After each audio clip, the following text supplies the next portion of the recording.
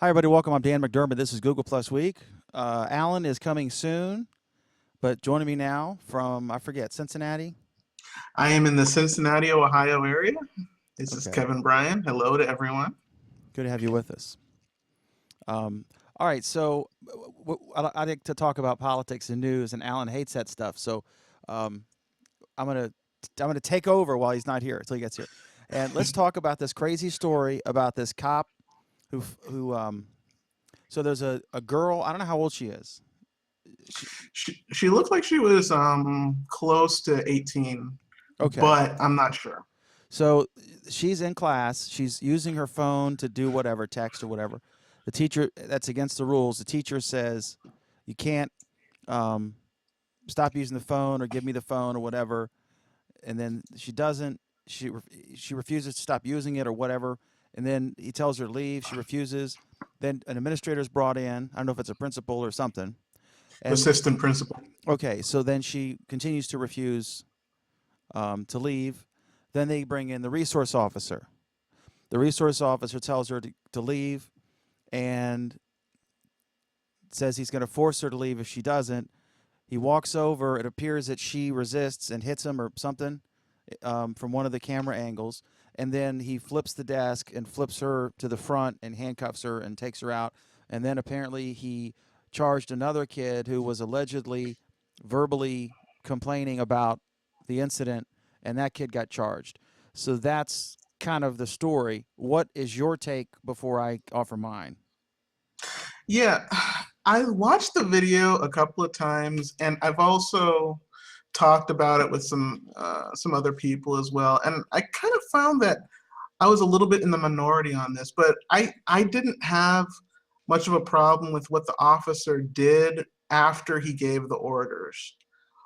Once you're dealing with a police officer, you're kind of required to comply with his requests as long as they're reasonable. And if you don't, then you're gonna suffer some consequences from that, up to and including him physically putting his hands on you and dealing with you. The issue I had was twofold, two parts of this. The first was I'm not an expert in administration and how that's handled in the schools, but I'm wondering why he was called in the first place as a cop. Because usually when I would see someone called in like that, something violent is going on, and there wasn't anything violent going on to start off with. Like there wasn't a fight in the classroom. There wasn't a student that was being really verbally abusive, at least at the time of the video. It was a person who was obviously not following instructions. And I'm not sure how much of an administrative issue that is. Obviously, the student should have been disciplined, probably suspended. But did she need to get yanked from her desk like that? Did it have to come to that level? Or should the teachers have been able to handle that issue as a disciplinary issue that's not a violent issue? So that would be my first question. Really, did the cop need to get called in the first place?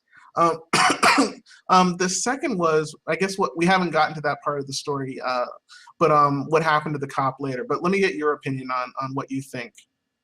The kid needed a spanking. She's an insolent brat. I think the cop went overboard. I don't think it was necessary for him to get that physical, but it appears in one of the clips that she's like fighting him or punching him to not give him the phone. At that point, he could have like just grabbed her wrist or something. I mean, she looked like a third of his weight. He could have just like picked her up and put her wherever he wanted. You know what I mean? Um, Yeah, and so, first of all, let me go back and say, um, I don't think it was a racial issue because the cop has a black girlfriend. First of all, and when I was in school, I've been to, I've attended public and private secondary school and elementary. I've attended, uh, I've taught at a private school. So I've been a teacher and I've been a student. Um, when I was in middle school, I remember at Stonewall Middle School in Prince William County, there was a guy who retired recently. His name was Don Mason, and they had corporal punishment then. And he was the assist. There were three assistant principals for grades 6, 7, and 8, right? And it would follow you. Like one year he'd be the 6th principal, and then the 7th grade, then the 8th grade the next year, and then back, right? So he was a black dude, looked like a drill instructor, had black patent leather shoes, and we all thought he was like the coolest, most badass dude. And he had a big paddle under his arm, and he'd stand there in the bath or in the hallway, and if you ran, they would paddle you. So as a consequence, I did not run in the hall because I did not want Mr. Mason to beat my ass. Now, then I went to Fork Union Military Academy for high school in the center of Virginia. It's probably the premier high school military school in the country. And they had a sentence in there. This is now 83 to 86. They had a sentence in there that said, on the contract with my parents, I hereby give Fork Union Military Academy permission to physically discipline my son, period. No, I mean, that whatever they want to do. And I saw this guy who was a football coach, not the head, but one of them, and he picked up a football player, and the coach was no joke, right? He was a big dude. He picks the football player up. He throws the kid through a door, not a doorway, a door. I guess he was smarting off or whatever. But I saw teachers, the commandant would slam a kid into the wall in his office. Some kids are just stubborn, and I have no problem with an ass whooping for a kid like that. Now, that kid probably didn't get enough ass whoopings from her mom, I'm guessing, or maybe she's just a spoiled brat. I have no idea. Like I said, the cop went overboard. I don't think that was necessary. But here's the problem. So they got rid of corporal punishment because that's child abuse now, right? Spare the rod. And then after Columbine, all these schools got resource officers, deputies or town police. They would assign and they'd get a couple extra certifications, what have you. But now they're using them for discipline. They're supposed to keep some crazed gunmen from hurting the kids. Now they are being used to enforce school rules. And I have a problem with that. I think now we're trying like Kent State. You're trying to use military people to do law enforcement, right? That's not their thing. The military is designed to kill people and break things. Cops are not designed to, now Johnny, put that phone away. That's not the police officer's training and calling. So anyway, he seemed to be popular. He'd been there for like 7 years. That kid was a spoiled brat who was told repeatedly to put the phone away, but she was going to do it her way. So I have no problem with her getting a paddled or smacked. If she was in a Catholic school, those nuns would have popped her right in the face and smacked her knuckles back in the day. And there was a thread about this on Facebook because the first thing I was thinking, I said, man, if I had tried that at Fork Union Military Academy, I'd have had an ass whooping. Right there, the teacher slammed me into the wall, right? And then, so there was actually a thread on Facebook from a group I'm in, the Fork Union Military Academy alumni from the 80s. And they said, like, man, can you imagine trying this? One kid said, yeah, I have 2 sons, and they're adults, and they're working with me. And one of the new employees was a young person. He said something, he was going to try to do something. And my son said, my dad don't play. Like, don't do it. So that's my thought. I think he was a little rough unnecessarily, but you know what? Once the cop was brought in, it was no longer a school discipline issue. It was a matter of criminal trespass, a law enforcement issue, and a law enforcement officer is going to enforce the law. Plus, you don't get any context. You don't know how long this dragged out. You don't know what was said or if she hit anybody else or what was going on. And they always only have the incident on the video, right? Because the whole thing was you can't use your phone. That's what caused it. So the other kids weren't videotaping the whole time because they would have gotten in trouble for using their phone. It's only like, ooh, shit's going to get real, that they all brought their camera out so they don't get any context. Go ahead. Well, dealing with that, she was definitely Here's the problem with what she was doing. She was at the point she was asked to leave the classroom. She didn't leave, and the assistant principal comes in. Will you leave? No. Right then, you're wasting everybody's time in the class. You're stealing time, and you're stealing teaching. ability from the teacher and everyone else. You're just sucking the life out of the room. You need to go. And when the cop comes in, whether you agree with the cop or not, the way to protest a police officer isn't by directly disobeying orders right then. You kind of have to comply then and file a complaint later, as unsatisfying as that is. I do have to differentiate a bit. I am in no way, shape, or form for any kind of corporal punishment in school. However, by the time the cop came in, it is a criminal. It basically has become a criminal matter, whether I agree with whether the cop should have gotten called in or not. At that point, when the cop gets there, the time for discussing whether the cop should have been called in the first place is not the call for the student to make. You have to go with what the cop is saying at that moment, because and then deal with it later, either with a complaint to the principal or someone else, or even the news media saying, I should not have been asked to leave a classroom by a cop in the first place. That being said, part of the reason some of the kids were pulling out phones was because this cop had a rep. He had a reputation of manhandling students unnecessarily. Apparently, among the students, he had the nickname Officer Slam, because he would manhandle students. And students had seen this before, and they knew that once this was going to get called in to the actual police officer, they knew that something might happen. So that's part of the reason why they started taping. But that being said, there's the other aspect of this, which is that eventually the cop got let go without pay, and then he got fired. And I'm not convinced that firing had to happen in this case. The cop definitely should have been disciplined. The cop definitely should have been suspended, probably without pay. But I think that more than anything else puts a bit of a chilling effect on what cops do, because everyone's afraid for their job.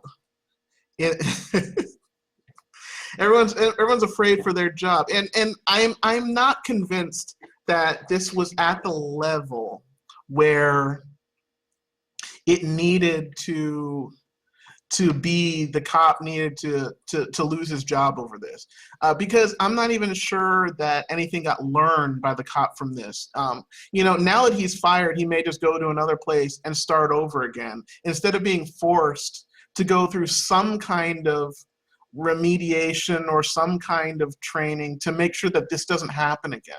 Now, we do agree that the girl will probably not use her phone in that class again. Yeah, but it feels like it's a weird message that, as long as you can go to cop into manhandling a student on camera, you can basically get rid of the cop. You know what I'm saying? Yeah. Well, now she's now the cop is gone. Now they'll sue, and she'll show up with a neck brace and a cast, and be with the clock. She'll go see Obama with the clock kid. I mean, it's just, she'll be a hero, and she really needed a spanking. Now, he went overboard, but I have no problem with corporal punishment in schools. We could disagree on that. I thought we'd have a big knockdown drag-out over this. Since you're the representative of our black viewer and the five black Google Plus users. Well, keep in mind, too, I've talked about it with a couple of people, and I found that I was kind of in the minority about this. But, once it gets to, I don't think the cops should have gotten called.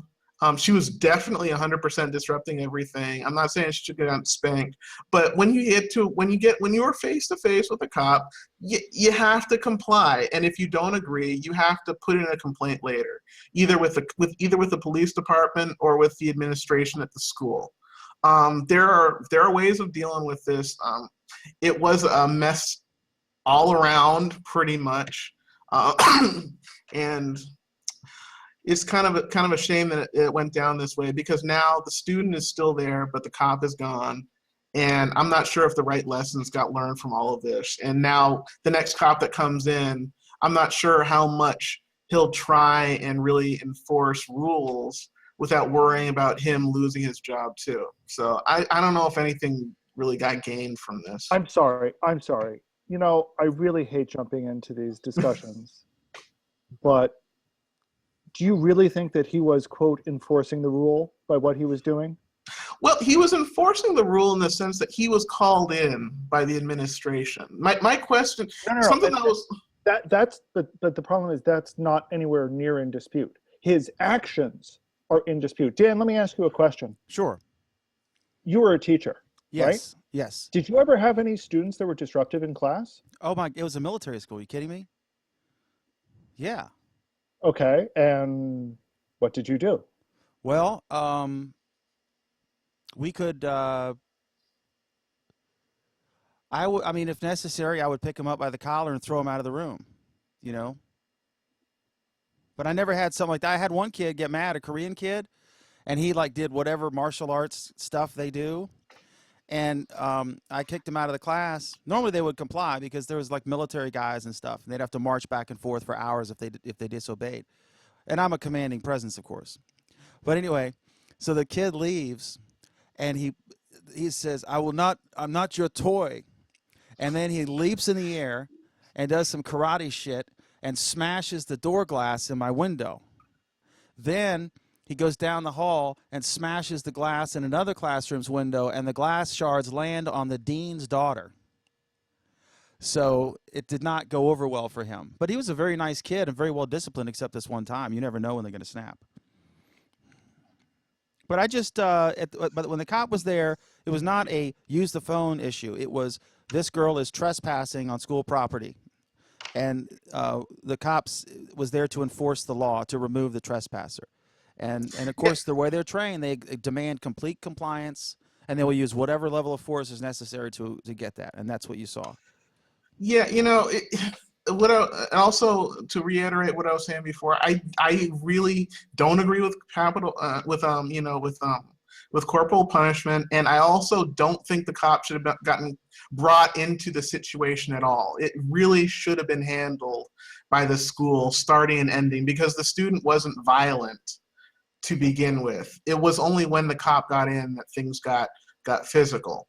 But once the cop is in the room and they're giving instructions to you, then you got to comply and then complain later either to the police department or to the administration of the school. Trying to escalate the situation with the cop while the cop is in the room, it's not really going to get you anywhere. It was unfair to the student. I didn't think at all that the cops should have gotten called in. But once the cop's there, you gotta just deal with it. And then the cop's going to be a cop. And the only debate is whether his actions. Stop, Dan. Yes. Dan. Yes. You just nailed it on the head. What the problem is. The problem is, quote, the cop is going to be a cop. Yeah.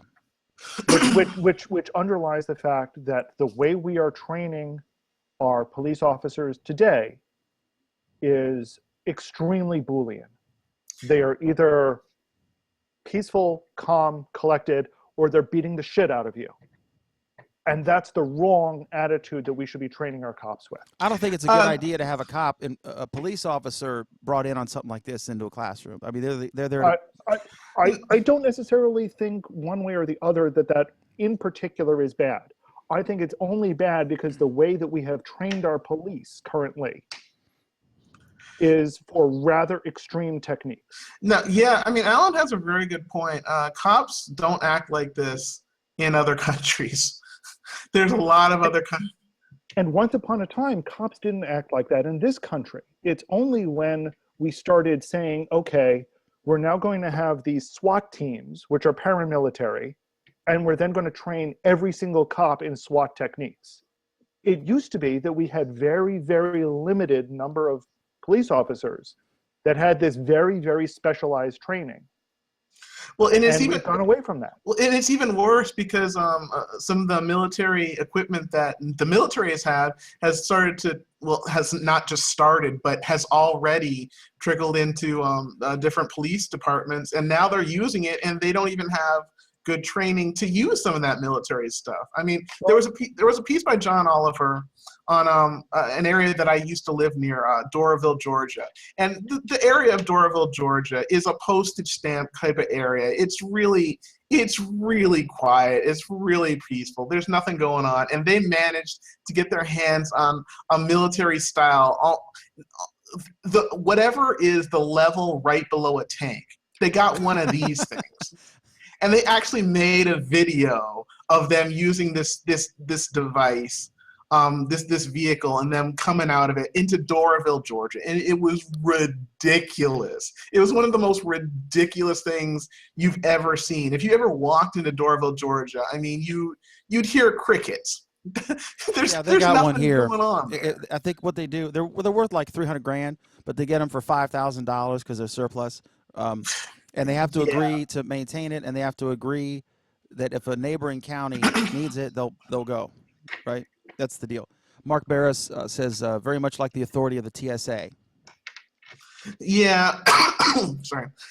Yeah, and also it's so they get ridiculous equipment. They have ridiculous training that they're going through now, where it's everyone acts like their lives are in danger.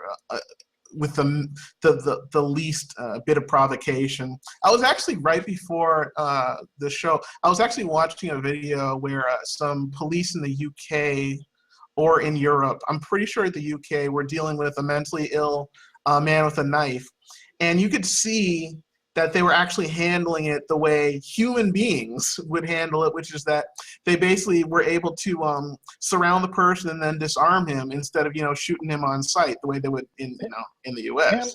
Pam says over on YouTube, more psychology, less physical force, and I think that's really one of I very much agree with Pam on this. That's one of our fundamental problems in how we train police these days is we are training them in physical force. We are not training them nearly as well. Just like, remember the kid in dealing with people. Yeah, remember the the Staten Island's a good example when they choked that guy to death, and they straight up choked him to death. He was selling loose cigarettes, and he was being very respectful to police. He was calling them all, yes, officer. I wasn't doing anything. Yes, sir, officer. He wasn't presenting any problem. I mean, he was doing something illegal, right? He's selling loose cigarettes, but he was very respectful. And then they just jumped him and threw him to the ground and choked him, and he died. Was that necessary? He wasn't posing any physical threat, although he was like 300 pounds, right? And he had a rap sheet, right? So they all knew him, I think. But I don't know if I don't see it's a good. But I don't know what you do. What would a better solution have been? Couldn't the teacher and the principal have simply like moved her desk physically out of the room?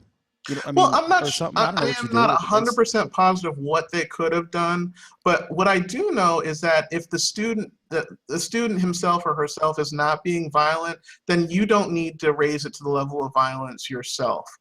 So whatever it is you're going to do, I know you're not going to be bothering to do that.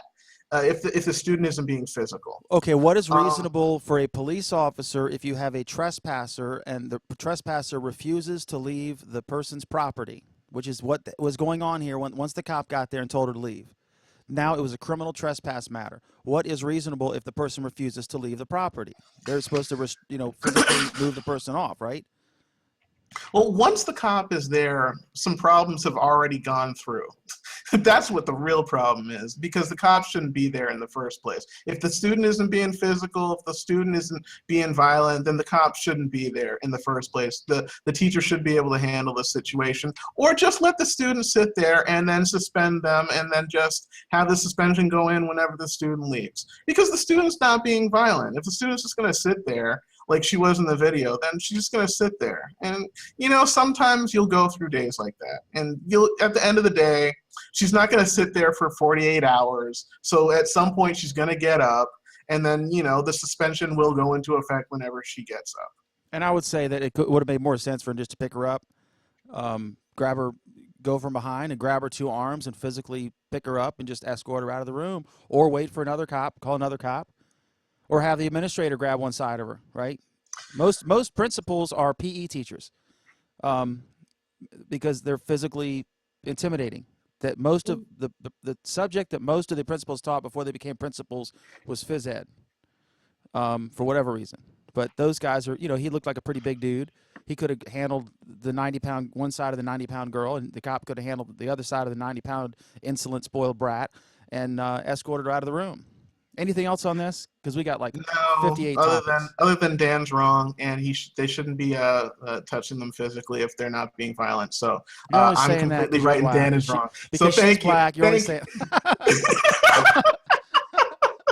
I'm completely right, and Dan's wrong. So I now think the Irish cop was right. You think the black girl. she was wrong, but the cop was Yeah. wrong too. It was And, a slight overreaction. I'm right. So there you go. A slight Okay, so we're overreaction. done. We're done. All right. The cop is done. Well, yeah. And the kid is on her way to the White House with the clock kid. All right, next. I don't know. Is this story bullshit or what? Are they? The story is Google Chrome is being merged into Android, but then I saw another thing where they're simply taking Chrome and putting it under Android in the Alphabet organization. Do we have any idea what the hell's going on here? Where it already was. I mean, that one doesn't make any sense. Here's the thing. So The Verge made some article claim saying that they had confirmation. I think it was the Wall Street Journal. No. It started with The Verge. It started with The Verge, and the Wall Street Journal picked it up from The Verge. And then everyone else picked it up from the Wall Street Journal. Yikes.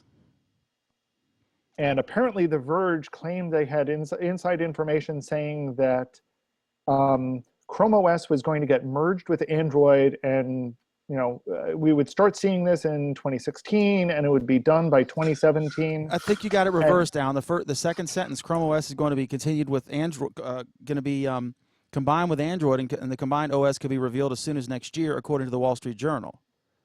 Everyone, that's in the quoting Verge. Yeah. Oh, okay. Yes. Uh-huh.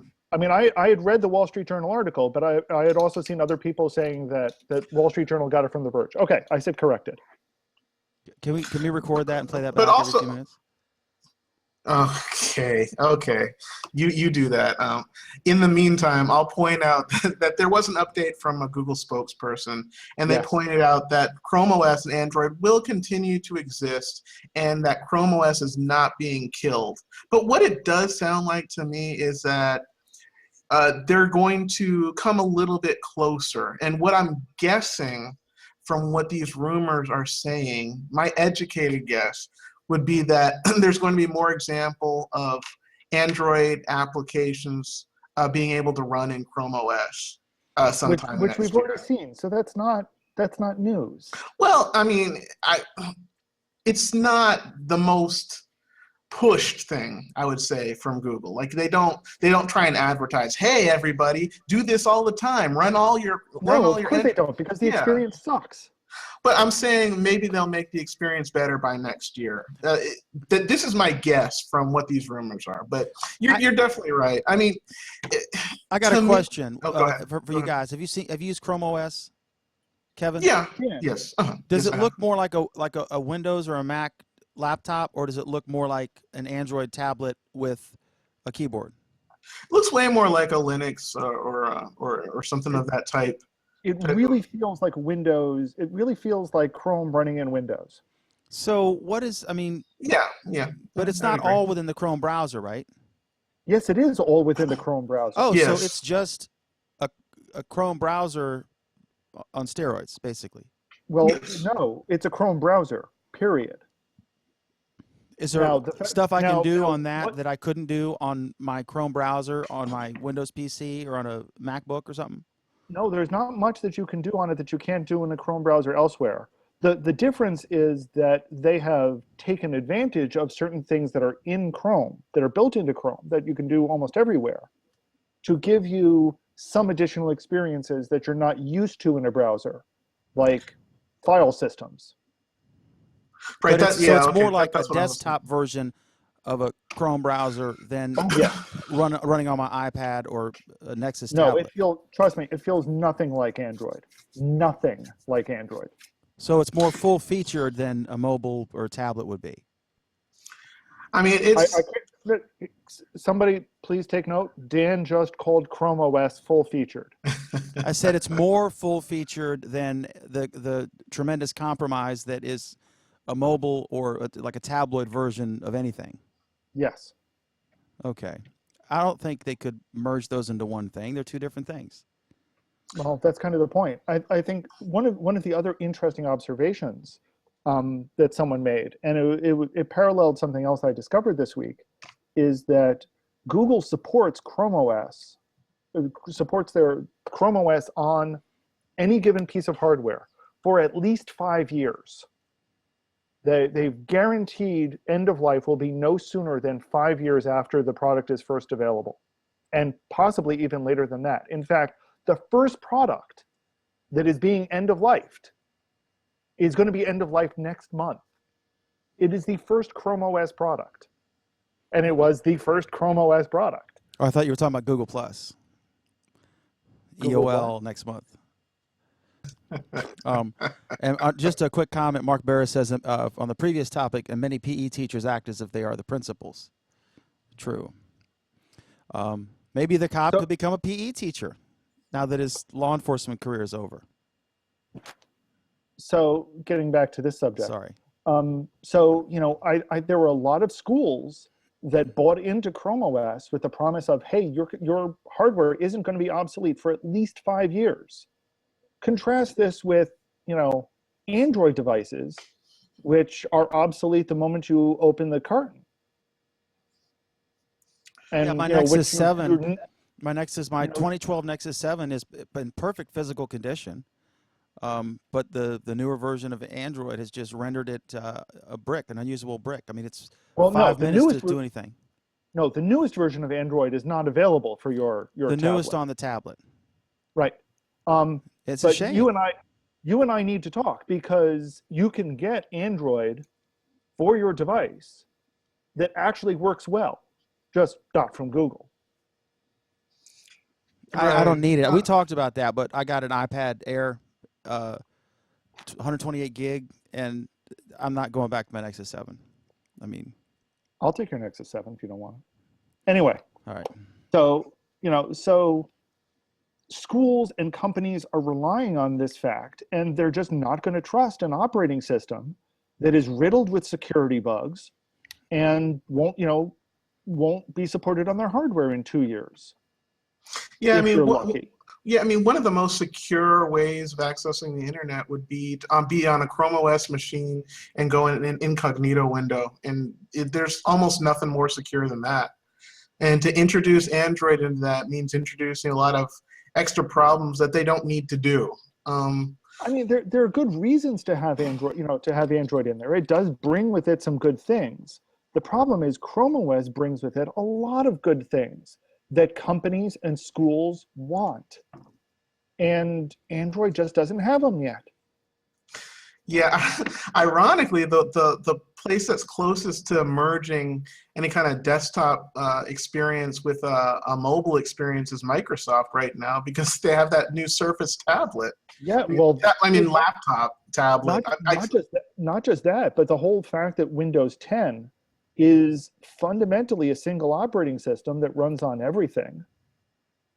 Well, when we talked about this when they first announced the Surface, and we did not pan it. We thought it was a terrific idea. The idea you could get a tablet form factor with a full-featured actual desktop version to do everything. You could run a full Photoshop, or in my case, InDesign, or Final I think Cut I panned Pro. it because it actually didn't do that. But go ahead, keep talking. No, they said the Surface Pro, when they first announced it, was going to do that, and it turned out that the earlier versions, were so-so. But I think they finally got their shit together. And I still think it remains a good idea. They just took them a few generations. Yeah, I mean, the only problem is they have no app developers, so good luck with that. But but if the Surface Pro, you just need a regular Windows, any Windows program would run, right? The same as on a desktop. I thought that was the whole point. The whole point of the Surface Pro was you get a complete, fully functional desktop version of Windows, powerful machine. But it's got a the Transformer Prime form factor. No, at the time you didn't. You actually got a slightly different version of Windows. I thought it was supposed to be the same, and then the lower end one. No, even the Pro was a different version of Windows at the time. which means everyone would have to rewrite their apps, which is a huge Well, fail. not necessarily rewrite, but they would have to recompile. They would have to put out a separate version of Right. it. And this is a problem that Apple dealt with once upon a time, and they, it hurt them for a while, but they got over it. Because they got much wider adoption than Microsoft is having with these devices. Well, this was back when, when they released OS, the first version of OS X. This was, at a time that Apple really was not the name that it is today. And actually, go ahead. Go. Oh no, I was just going to say that Microsoft has now put themselves in a position where they're not going to die on this issue. It's not going. They've done it at a time and point that's so late in the game that it's not really going to help that much. But it's not. It's going to make sure they don't slide further. I don't know, Kevin. I mean, you got to consider. Once upon a time, people said, the iPhone is the last device that, the iPhone is going to conquer everything. And for a while, it looked like the iPhone was conquering everything. And then this little, operating system that was garbage came out of nowhere and now has more than half the world market. But I mean, did people really believe that? Like, how are you gonna sell something that expensive and conquer the world? Like, that was never. They did. They Kevin, didn't. They had what, 90% of the market? They made people Worldwide. want it, but they couldn't afford that stuff. People wanted it, but they couldn't get it. And then a device came along that people could actually get, and then everyone got that instead.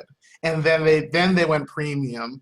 And there you go. Yeah, abracadabra, you have Android. They were never going to. Android wasn't abracadabra. It really, we It like to sucked look for a long, long time, but iOS stayed high in price for a long, long time. Like, my wallet will not ever accept iOS devices because it's beyond the wallet to get. So it doesn't matter how long they put out something I can't afford. If I can't afford it, it's just going to be 2, 3, 4, 5, 10 years of me not getting something that I can't afford. Right. That's what the problem is. Except now you're seeing Android products that are the same price. But you have the choice. You can get a dirt cheap Android device. It'll just be slower, but it will still run stuff. You can get a dirt cheap Android device. It'll just be crap, but you can still get one. Well, do that with iOS. Do that with iOS and then get back to me because you can't really do it. We're getting off topic here, Kevin. Okay. Can we switch topics to the second? You and I agree, I think, but Yeah, I think so. Why don't we switch to the next topic, which is about Chrome? And this is really cool. There's a new ability to mute a tab. So if you ever go to any conservative website that has so many ads and stuff, you can just right-click on the tab and then click mute tab. So that is awesome. That and the fact when they put the little speaker icon here, if audio's coming from this tab, so if you have a bunch of tabs open, all of a sudden, the dailymail.uk.co, whatever it is, starts playing some random video, and you can't tell where's the sound coming from. The speaker shows up, but now you can mute on a tab basis, so that's really neat. Not much to talk about on that one, just to alert you. So the YouTube will, YouTube Red, which I'm not at all excited about, but YouTube is going to completely remove videos of creators who don't sign its Red subscription deal. And then ESPN, their entire YouTube channel is empty now. well, I'm going to go to it. Go ahead, talk, Alan. I'm going to show them. Here's ESPN's main YouTube channel. I think the deal with YouTube Red and exactly who's required to sign the subscription deal continues to be fuzzy to me. I haven't seen a clarification for it. I heard at one point that it was just their professionals who were going to be made to sign it.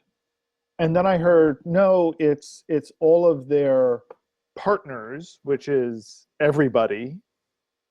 And I haven't heard a clarification on the point yet.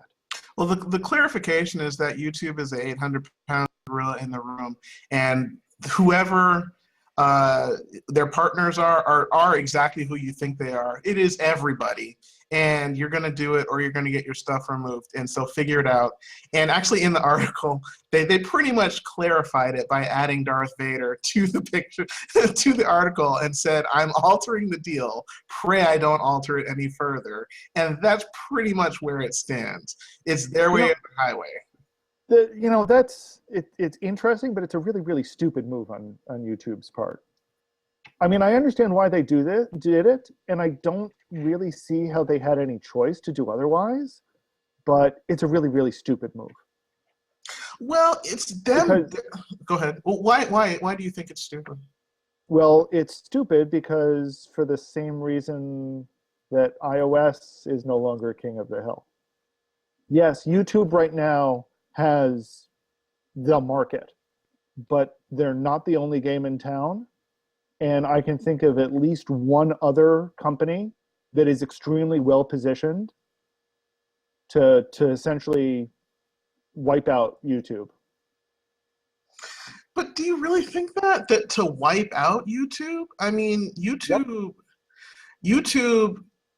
is able to handle. I mean, that's like, to me, that feels like saying that UPS could get taken out by FedEx, until you realize the size of the various companies and realize that UPS is 3 times as big as FedEx. And if FedEx fell apart, and if UPS fell apart, FedEx would go kablooey because they wouldn't be able to handle the demand. You don't think that Facebook could handle the demand? No, not in any way, shape, or form. YouTube gets I think that if YouTube started collapsing, and it'll be a slow collapse in the same way that iOS was a slow decline, that Facebook is well positioned to pick up the slack. They couldn't pick, if YouTube went dark right now, they couldn't pick up the slack, but I think they're well positioned to take on people who don't want to go, who don't trust YouTube anymore. They're also going very hardcore into video. And we'll be talking about their new search stuff, Facebook. Oh, yeah. They're giving, like I've got the mentions thing, so I can do live video. It's very simple, just like Periscope or Meerkat, something I don't think I can do from YouTube or on my phone. And, I could be out in the field and I could shoot something. And I could get for example, if I was at a burning fire on Main Street and I wanted to go live, I could get a little clip, the little clips, you put your phone and set it on a tripod, and then you get a little, like a fire, the connection that's on the iPhone, I could plug an it's got like an audio input thing where it takes an XLR and it puts it right into the phone. It sounds fantastic. You get great audio, and I could be live on the scene right on Facebook, streaming live, and then as soon as you're done, it processes very quickly into a playable video. They're getting very serious about this. So well, it's serious until you get to minute 46, and then your video has to cut off because they only allow a certain number of time for that video to be up. I mean, an hour. It goes an hour. Oh, wow. Okay. A whole hour. So at hour 101. You can stop. Here's part 2 for another hour. But, okay. Evan, you got to remember, it wasn't too long ago that YouTube capped its videos at 15 minutes. It was, but that was then, and this is now. Here's what YouTube does now. YouTube gets more than 300 hours of video uploaded to it each minute.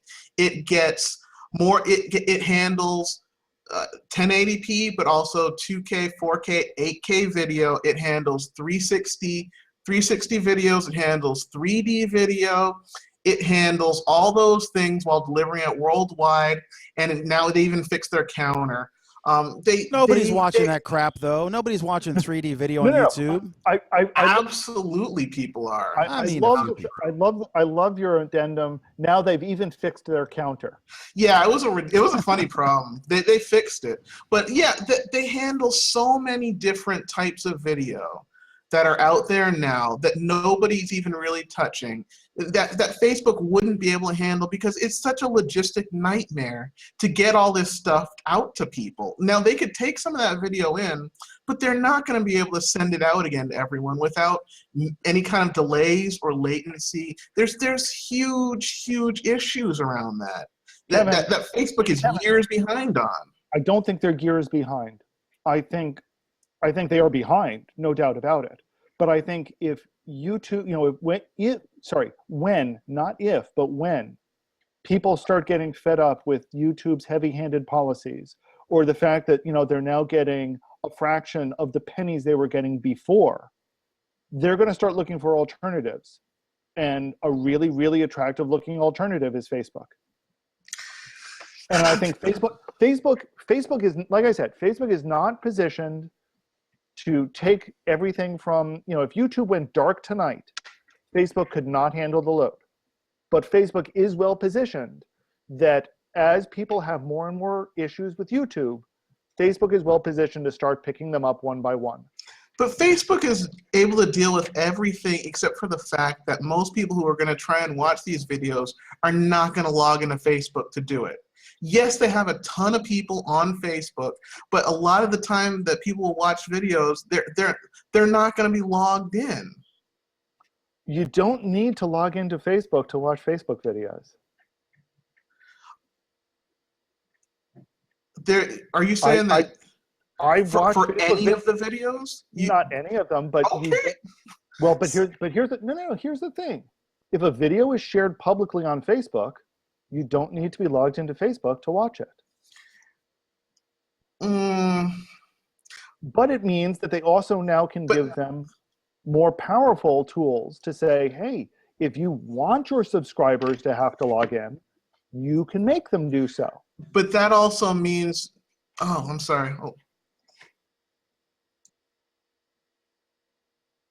But that also means that you have to convince all the Facebook users to trust Facebook and open their Facebook accounts that they've locked down like hermits, and then open them up so that people can see more of their videos.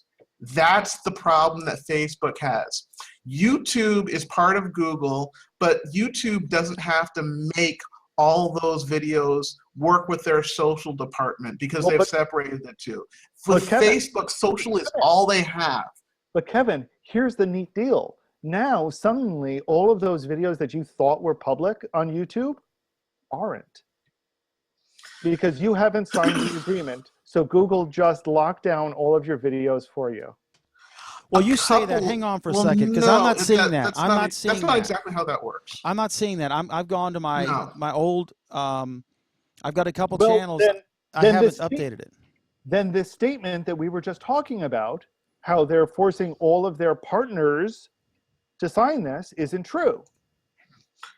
Oh no, that's definitely true. Then if you as a partner, because you have put videos on YouTube, haven't signed it, then they're locking out your videos. I mean, the problem is I've got some I can't remember the login because they got this kludgy thing that you have to create a separate Google account for each channel, or I guess it's not as bad now, but and so I got all these emails to old legacy channels I haven't put anything on in years, and I've got to log in as each one of those and agree to the new terms. But like the old Daniel P. McDermott, when we used to have the produced version of the show versus the Hangout version, those videos are all still up. My old Dangerous Vegan channel, the videos are still up, and I haven't logged in years on that one. So I haven't updated it. And I think there's some that were monetized and some that weren't. I can't remember. I've stopped monetizing everything because they ask you, do you have it's such a hassle. It's not worth it for the half a cent you're going to get. But some people make money. Craig Shipp makes good money from it. Okay. So that's great. Okay. There's another app called It's Coming. It's in the. Before we go on, can I just point out one thing for anyone who is interested in checking out YouTube Red? If you have a sign up for Google Play Music, YouTube Red comes to you automatically. So it'll allow you to. And vice versa. Right. Yeah. If you sign up for YouTube Red, then you get Google Play Music automatically. What YouTube Red does is it lets you see videos on YouTube ad-free, and you can download them to your devices if you need to watch them offline, and some other features as well. But and also it can play if you have a mobile device and you're watching a YouTube video, then the audio will continue to play even if you don't have the video up on the screen. It used to be that if you minimize the video, then the audio would stop. If you have YouTube Red, that will the audio will continue. And anyways, there's more stuff that'll be coming up with Google Play Music later. It's in the show. stupid. It's stupid that those features that they should have had for years, they're going to charge for. Well, you know, Background and back offline. deals, back deals that they had to do with the music industry. I mean, that's really all it is. Stuff they agreed to have on YouTube, some maybe didn't agree to have on Google Play Music, so they had to treat the systems as separate, and yeah, they just had to figure that out. I wouldn't pay $10 a month for that, would you? I pay for it now. I pay for Google Play Music now. No, and Red. For Red? Yeah, isn't it $10 It's the a same month? thing. Yeah. I pay for Google Play Music, and because of that, I get YouTube Red for free. Oh, it so just if you- goes so together. it's the same thing. Yeah, it is the same thing. They just have to call it different. That's all. You sign up for one, you just get the other. So if you signed up for YouTube Red and you pay $10 a month for YouTube Red, you get Google Play Music All Access for as part of the deal. Okay. So it really doesn't mean anything in terms of you signing up as a subscriber. It's just they had to call it two different services because of the music industry, essentially. Okay. All right. So So we're all excited about that. I'm glad they have. I at least- am. They have at least. I one already user. started using some of the features. It's really, really, really good. And I love it. So there's this new thing. It's called Who's Down? It's got to be for kids. No, it's got to be for teens, or it's from the people at Google that came up with the idea that Google Play is the greatest name in the world for a way to distribute applications, which are business solutions. No, it's from 20-somethings who think everything is play. No, you have to be in a school. That's the first thing For they what say. now? You go to it and you get it says what is your you download the app. It's in the Play Store and it's in the App Store, right? So it's Apple and Android. Surprisingly, they don't have a Windows Phone version or BlackBerry. Anyway, so What's BlackBerry? the site Crackberry is still up. I imagine they've had a hit in traffic. So anyway, Oh, I've heard of BlackBerry. Those are the guys with that new Android phone. yeah, right. They're in Canada. They used to have two CEOs. All right. So anyway, you can let your friends know that they can spam you with stupid calls and messages. Let your friends know you're down to meet up. Now, does that mean in a hangout or physically? Is this a dating app? One slider to see who's free to hang out. One slider to see them all. Show your friends that you're down. Are you down, Alan? I'm down. Are you down with that? What's up with that? I don't know. This This No, is this came out obviously today. for I haven't heard kids. anything. I haven't heard enough about it to really comment. There's a nice stock photo of some sort of ethnic chick. You can't really tell what she is, and a cute dog. I mean, they've scored all of the. I'm going to This need to reboot my machine in a minute because my Apple device has gone screwed up. Hopefully, we'll try to reboot this show while you're. This app is social kryptonite. I cannot believe this thing. It Really? is. Really, you can't believe that Google would put out something as stupid as this? Wow. I Really? mean, Speaking of kryptonite yeah, they and don't stupid. learn. They don't Speaking of learn. stupid and kryptonite, anybody see Supergirl? It was pretty good. Mm. The beginning was neat if you're a Superman fan, comic book fan. And Jeb Bush said that she was hot and that he wouldn't mind watching it. He didn't know what channel it was on. She's like 29 or 27. She is hot. Wow. Okay, so you can say anyone down. Here we go. Anyone down to grab tacos. So it's not a hangout thing. To study, to head to Barton Springs, to go for a hike, get lunch, to go to Cain and Abel's. I see what you did there, Google. But what is this doing that you can't do already? The big thing that it does is it basically lets you, it's an easy way to set your availability for a limited amount of time. So previously on chat systems, you need to actively be on the chat system. This is a way to just generally say, hey, I'm doing something else, but if you want to do something, let me know. And when enough of your friends coalesce and do this, and someone says, yeah, let's go do something, you all find out and you all go do it. It's actually an interesting solution to a social problem that nobody has figured out yet how to do. Because all previous social solutions have kind of said, okay, so we're going to create group chats and we're all going to just kind of send messages to each other. So you have to actively be on the chat to be part of it. This says you don't have to actively be on the chat. You can passively be on the chat. And when your group reaches critical mass, then you start taking part. But why does this sound like a feature of Hangouts that didn't get implemented in Hangouts? Like, why does... Because it's more complicated than that. This looks stupid.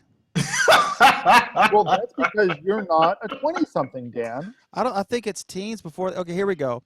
Hey, I'm down for tacos. Like everyone's going to start saying that. I'm down for this. Are you down?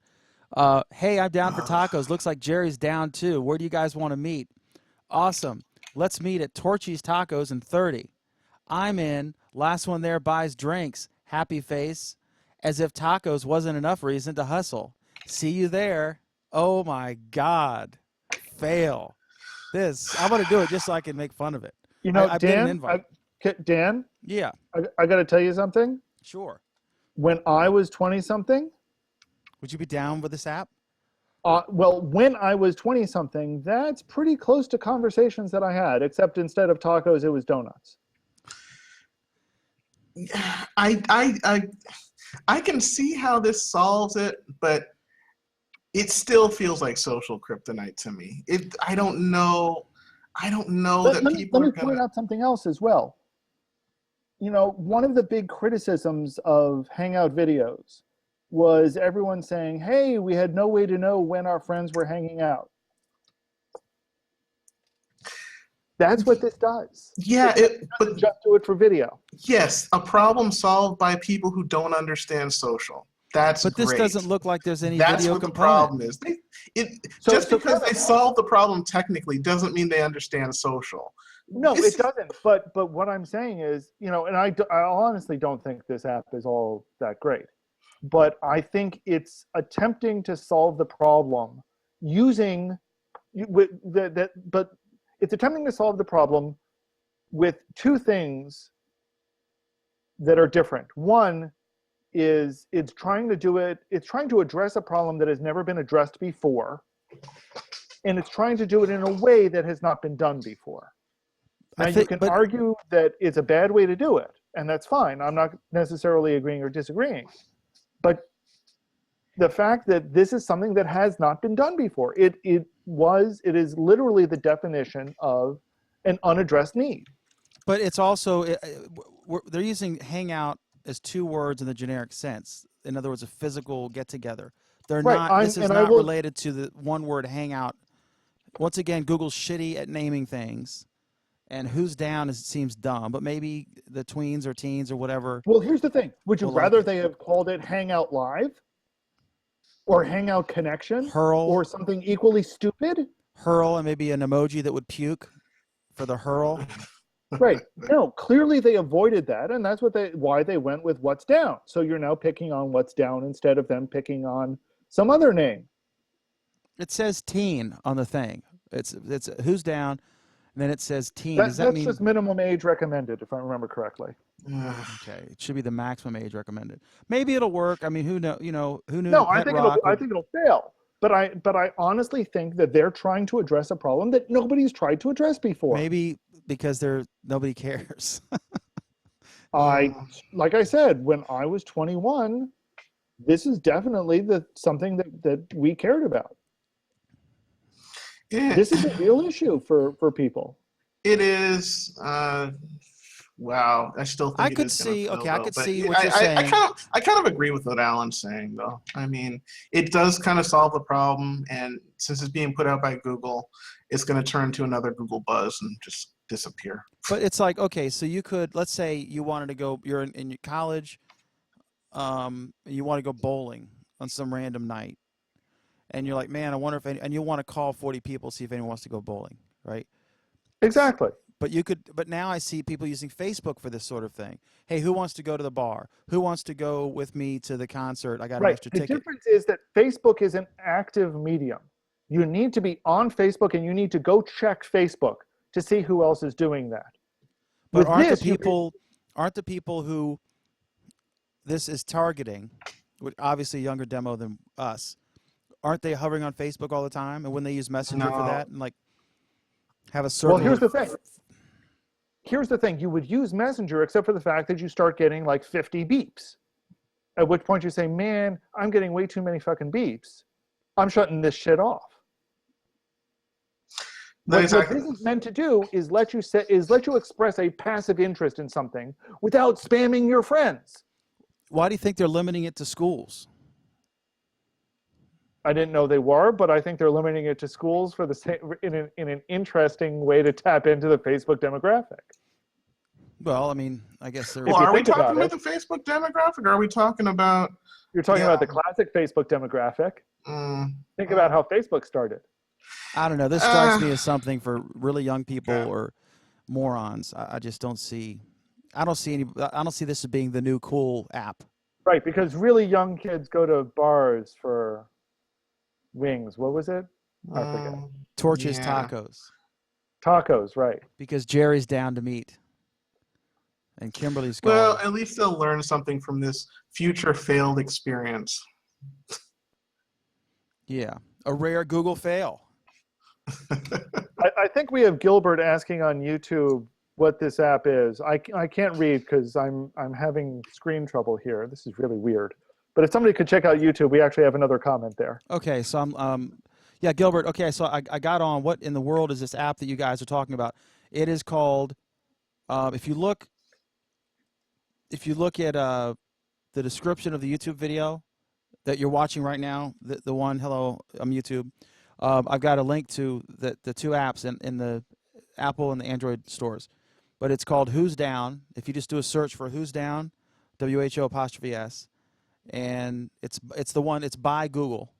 It's an official Google app, and you will see this, and you will be envied by men and pursued by women if you have this app on your phone, because it's basically the next WhatsApp, Facebook on steroids. Just kidding. So that's it. And to get it's invite only, and to get an invite, you have to put you're logging in with your Google ID. But it does it over the web, so you have to log in. You can't just use your existing Google ID like you could if you were activating an app, which is stupid. And so then you put and it just says, what is your name? To get an invite, what is your name and what is your school? And then you hit request. That's all it asks.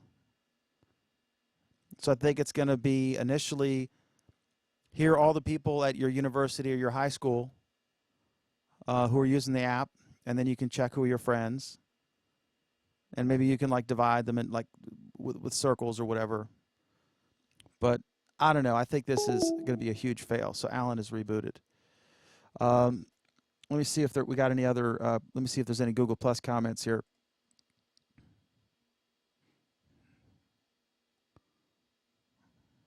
Okay, so by the way, let me give a quick plug. We're waiting for Alan here. This got Michael Daniels. They're going to do a game show and a hangout, and it's called Plus Word. So look for it's going to start at 10 shortly. So I'm going to watch when we're done here. But so check it out. This is from October 28th. The invite, the event, and Michael Daniels that's him. If you look him up on Google Plus, you can check this out. So I'll be checking that out. We're sponsored by Michael Daniels. Just kidding. Okay, so who's down? Let me see if I guess I'll look at the iOS version while we wait for Alan to reboot his machine. And it's kind of the same thing there. I don't know. I just all right, what's next here? What do you think about this? Because I know, Alan, the headline of the story is the new Google, all the assholes have left. Yes. Why don't you talk That about that while we wait for Alan? Sure. Google, in terms of its early hiring procedures, had really high emphasis on very talented engineers, but they were kind of lacking in emotional intelligence, kind of like had no emotional intelligence. And so what's going on is now that Sundar Pichai is ahead of Google, he's one of those rare people who actually is very, very talented technically, but also understands people pretty well as well.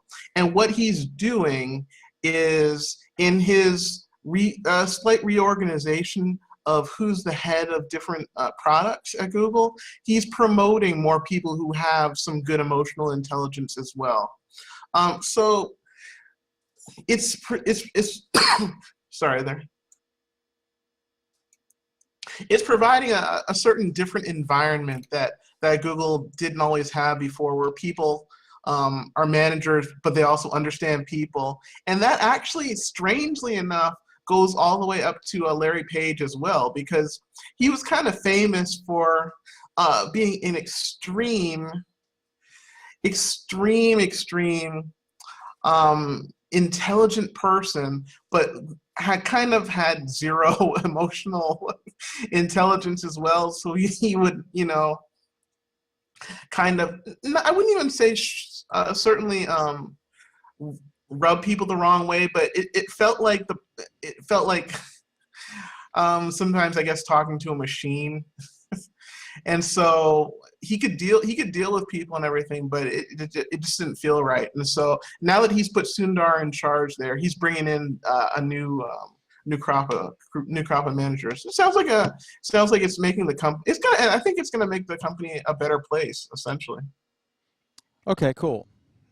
Yeah. All right, and then we'll see. The saying, the fish rots from the head first. The opposite's true. If you have a friendly, outgoing head, and if he or she is a motivating person and jokes sometimes, and then I think that you have a happier employee base. I think so too, and it doesn't have anything to do with lowering standards. That's not what's going on. But there's ways to get people to do what you want them to do, and to motivate them and to inspire them. And if you can have that from someone who understands people a little bit better, I think you'll get better results out of people, and I think they'll get a better sense of work-life balance, and they'll also get a lot of stuff done. I think this is a good thing. All right. Next is, and we'll let Alan weigh in on these when he comes back. Google Play Music is going to list podcasts. I have to jump in on this one. I can't wait to see this coming through. I have been waiting for this for forever. I can't believe it's been taking Google this long to get on board with podcasting, but now that they're doing it, it is absolutely phenomenal. They have such worldwide pull that it makes it easy for podcasters to be able to distribute their content in a way that people can really see it in a way that YouTube can be seen. So this is really, they're turning Google Play Music into the YouTube for podcasters. It's just really phenomenal. So they're not hosting the podcasts. They're simply listening to them. So you have to show them. It's like iTunes. Apple does not host your MP3 file. You simply set up an RSS that has like the graphic and the location and stuff, and you set it up with ComScore so that they can track how many downloads, and then you can upload them now. I mean, you can give them the RSS feed now, and then when they open it to the public, they're trying to populate it now. Well, okay, before you go any further, the article that I'm reading, let me quote it exactly. To that end, today we're launching a portal for podcasters to start uploading their shows to Google Play Music before we open up the service to users. So to me, it sounds like they are actually uploading that stuff to Google Play Music directly. Well, if you go to the Well, thing, it what says you have, does uploading shows mean? it means you give them your RSS feed, and they'll list your show in their thing. So I'm going to go to the thing. If you click on the link that they tell you, here we go. Podcast playing soon. They're coming soon to Google Play Music. Add your shows now to connect your audience and reach millions of potential listeners on Android. And then you click on Get Started. And then it says, successfully created your podcast account. Oops. Terms of service. Oh, shit. What have I done? Okay, so then the first thing here, enter the URL for your RSS feed. Okay, but again, that doesn't mean that when they take the audio, that doesn't mean that when someone is getting your podcast from Google Play, that they are going to be pulling it from your site, or if Google Play Music or whatever it's called is going to be pulling it once and then replaying it from there all the time. I think that's what they're going to do, because that's what Apple does. Apple doesn't host anything podcast-wise. Well, that's the thing. Apple doesn't host anything. So all of Apple's clients keep hitting you, which is fine until you start getting a bandwidth fee. Well, would it make sense to put them on Google Drive? Because Google Drive doesn't care how many times your thing gets downloaded. They charge based totally on storage. Yeah, but it's not, that introduces other problems. Like what? Like managing it. So what, we're left now with uploading the podcast to YouTube? Well, I mean, that starts turning into the question is Google going to be serving your podcast from their site once they've pulled it? It's what Spotify does, for example. You mean caching it? Is that what you're saying? You could call it caching, sure. I don't know. I don't think so, because I think they want you to put it on Drive or something. There are other services that do this, and they're very expensive. SoundCloud is doing it. I think it's like $100 a year. I say very expensive. I mean, for your typical kid podcaster. Libsyn, I was paying like $50 a month, and I finally said screw this and just stopped. And then they deleted all my back catalog. Libsyn is Libsyn for Liberated Syndication, but they're very expensive. So, but which part of that is expensive? Well, some charge based on storage. Some charge based on, like Libsyn, what they do is you can your plan allows you to upload X amount of megs per 30-day period. They don't care how much you have up there, as long as you can only upload X amount in a month. Other places charge on the max. I think SoundCloud was unlimited, but it was $100 a month because they were trying to get into podcasting. So they all have different things. So like if you have a 10-minute show, one outfit may be more for you because you're not doing much. In my show, which is absurdly long, the files, I had to go with a different one. It just was like a lot of money for like 50 people to listen to it, and I'm just like, I'll stick on YouTube. It's free. So right, and that's part of the question that I've got here is that I can put it, my initial release anywhere. That's fine. That's a minor issue. But what's going to kill me with a lot of providers is that they're going to start charging me bandwidth fees if I start getting successful. Is Google going to do that? Is Google just going to redirect everyone to me, which is what Apple does? Or is Google going to host not the master copy, but the distribution copy? I think they're just going to redirect, because what they're trying to do is get everybody who's already on iTunes, like Twit, and what I learned today in history, or whatever it is, and they're just trying to get them to also list, because they already have an RSS feed, and they already have. They just want them to basically enter their RSS feed that already exists into Google Play, so that they can take all the good shit that's on iTunes podcast-wise and list it on Play. But here's the thing. Here's the thing, though. Or they could be trying to do what Spotify is doing. And Spotify does not redirect everyone to you. Spotify takes an RSS feed, and it checks it periodically, but it stores the audio itself. It even says you don't have to do anything. You just have to submit it. Like, I'm going back there to the thing I where you. didn't say you had to do anything, for God's sakes, Dan. Okay, but I'm saying like here, it's your RSS feed. It has to have the title, and it can even have iTunes :author or Google Play author, either one. So you literally don't have to change anything. iTunes email, they literally just want you to submit the feed to make it super easy. Kevin, is he listening to me? I don't think they're going to host it. I think he's fading in and out, but he's mostly there. I'm a little to add my 2 cents. Yeah, I'm a little less excited. I didn't realize that they weren't just allowing you to upload your podcast, period.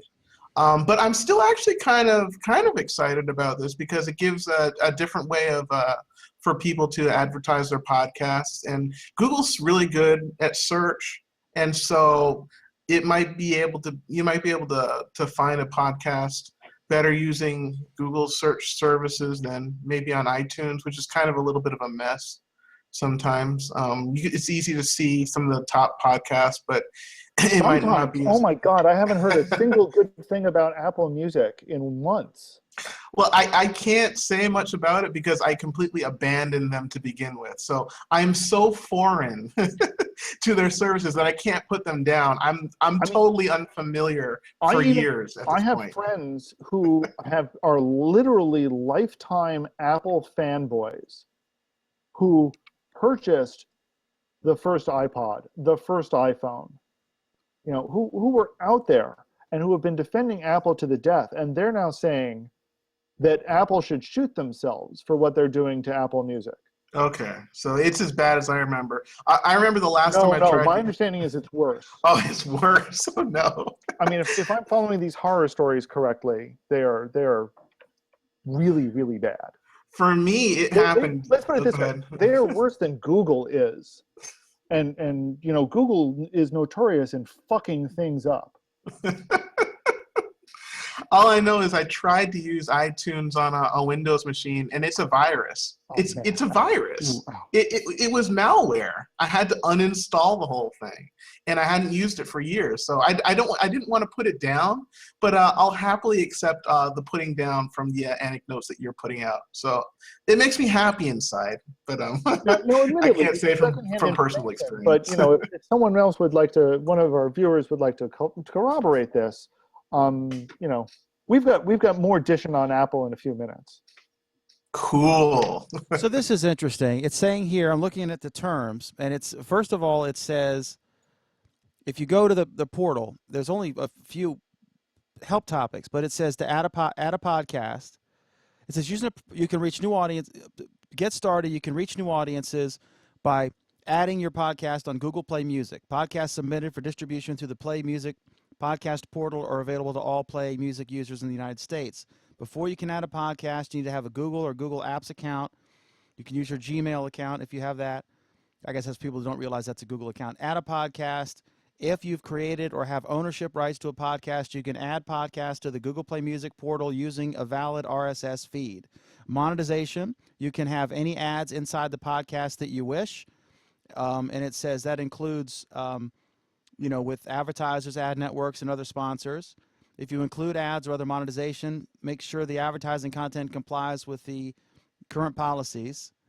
Google reserves the right to show display image ads alongside the podcast content. Google will not insert any pre-roll ads before the content starts or mid-roll ads during a given podcast episode. They reserve the right to serve post-roll video or audio ads after the podcast content. Google Play does not provide direct payment or revenue share for podcast content. At this time, they don't support dynamically targeting advertising. If you need to change your ads, you can update your podcast periodically to include the latest ads. So it looks to me there may be some caching going on. Do you think? No, Dan, I'm staring at you. I don't think that there is some caching going on. I know there is some caching going on. You know how I know that? Do you know how I know that, Dan? Do tell. Because I'm looking at the help file labeled Update Podcast Metadata and Audio Files, where it says, quote, because episode audio files are cached on Google Play Music. Oh, so that would be great. That would kind of suggest that, wouldn't it? And caching as opposed to buffering. In other words, they're not just buffering it a few seconds from your server. They're actually caching it. And I guess they're checking it as soon as you update yours, very quickly they'll update their cache. Correct. And they actually go about and describe how to make sure that their cache is refreshed. Well, that's fantastic because that would save you. It would be a very interesting experiment to have it somewhere. I don't think Drive would even tell you how many times your thing's been downloaded. Are there any stats like that? I don't believe so, but in this case, you're not going to get the stats because what happens is Google Play Music is going to pick up your RSS file, and when it sees a change in the audio, when it sees a change in the metadata, it will pick up the new audio. So this would be an interesting experiment. If you put something on prisoner.com where you could put an MP3, a 5-minute MP3, and you could say it's a chat with you discussing the new the situation of Google Glass with the designing and developing for Glass book author Alan Furstenberg. It's a 5-minute conversation about where we are in 2015, and then you listed it, and then you could compare the number of hits on your server, how many downloads, with how many people on Google Play have listened to it, and if those numbers match, then that tells us one thing. But if maybe there's like 100 people listen to it, but there's only 4 downloads from your server. So that would be great. I mean, that would save you a lot of traffic. I mean, I guess the only Go ahead. I guess the only question I would have is with Google Play Music All Access, the page service. It goes together with YouTube Red, and with YouTube Red, you can download stuff to use offline. So I guess I have to assume that if you're listening to a podcast in Google Play Music All Access, then you could treat it like a regular podcast player. And in those podcast players, you could download the audio that's coming in from the creators and download that locally. That sounds like it would be more convenient for people who are listening to podcasts. They wouldn't have to have a separate podcast. I think what they're going to do, player. I think they're going to upload it for you. They could have set something up where you upload it, so it's going to be really fast, so that the users have a good experience. But they also want to make it super easy, so that guys like Leo don't have to do a whole new thing and upload to another place. So all they have to do is submit their existing iTunes RSS feed to play, and it's going to work.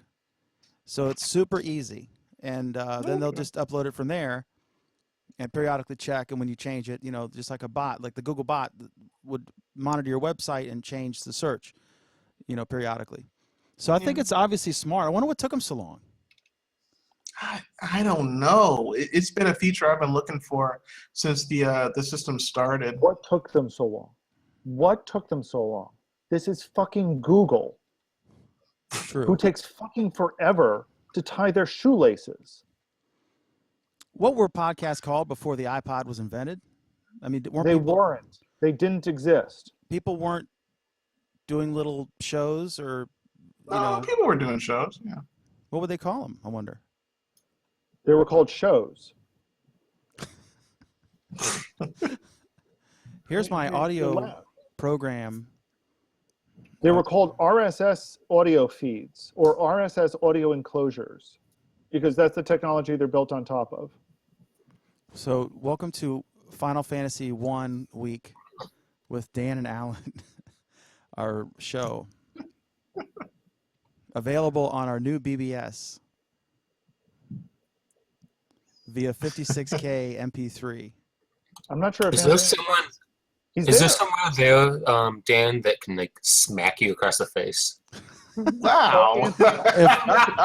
Anthony, we've been trying to do that for 4 years now, and you know how well that succeeded. If Wishing made it so, Anthony Allen would have invented an app for that. Maybe some sort of electrocution app. All right. So, Alan, did you have anything on? We've done the podcasting. I'm going to check for comments. While I do that, did you have anything on the story, all the assholes are gone from Google? I'm just trying to bite my tongue. We don't speak ill of our former guests when they're not here. No, I didn't think he was an asshole. I think a lot of it also is, I was saying that saying the fish rots from the head first, and the opposite's true. We've all been in an office, like a finance office or something, where there was a really friendly, nice person in charge, and everyone was friendly and nice, and there was an asshole or a bitch in charge, and everyone's mean, the whole group, right? So I think that the personality, the friendliness factor, the motivational factor of the head kind of floats downhill and permeates the organization. Do you think that that's the case? I've seen that multiple times. Not sure what you're getting at with this one, but whatever. Sundar's positive personality, I think, has begun to permeate. I think it certainly helps, but I think it's also, what's the word I'm looking for? I continue to feel like the problem is that Google has serious management issues, and I don't think Sundar is solving them. So Google or Alphabet?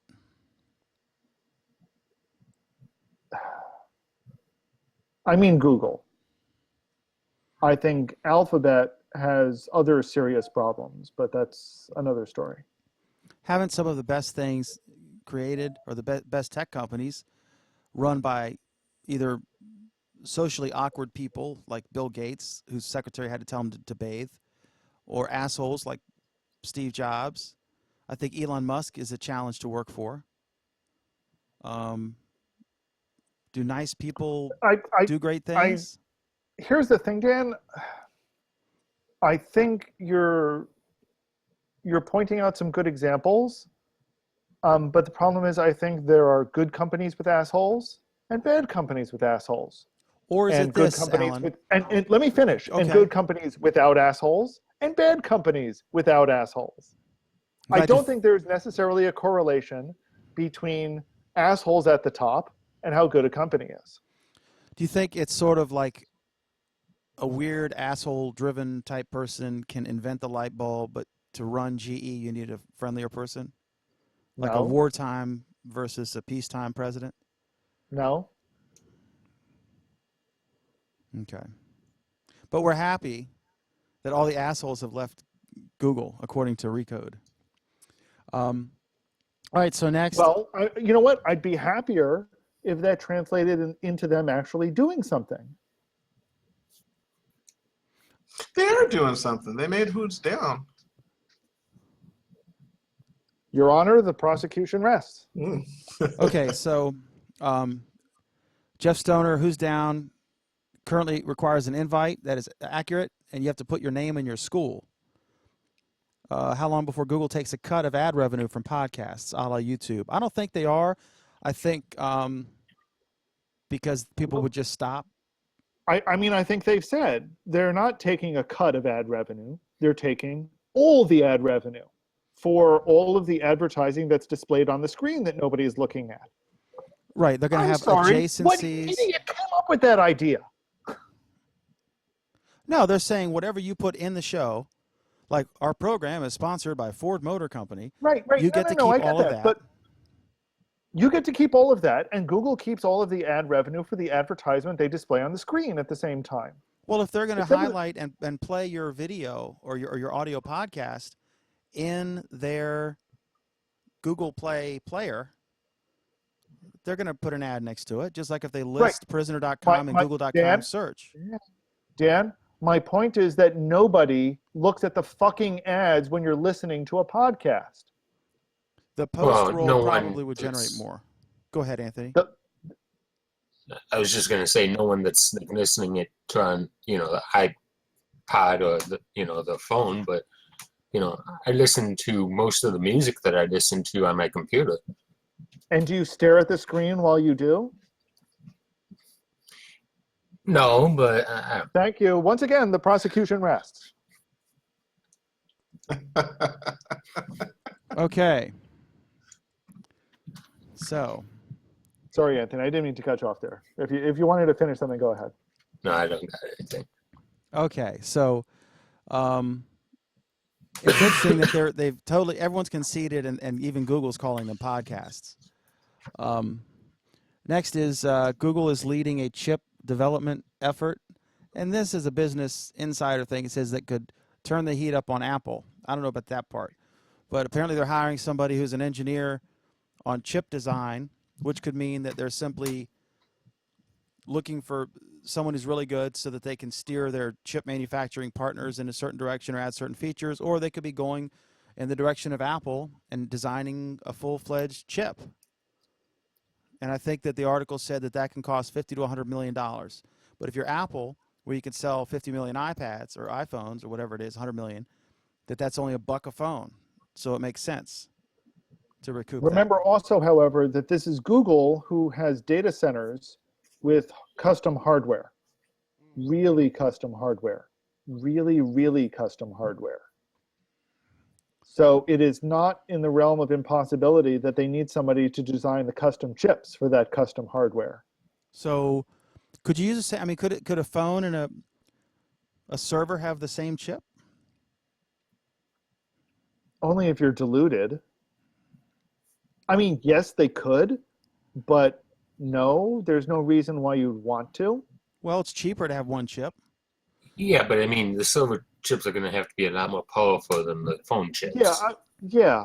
I mean, sure, I could take the chip that's in this phone and put it in a server, and it would, do nothing slowly.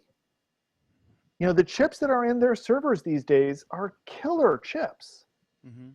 And especially when you're talking about routing, their network hardware, considering they want their network hardware to work as freaking fast as possible because they've got so much data they're pumping through there.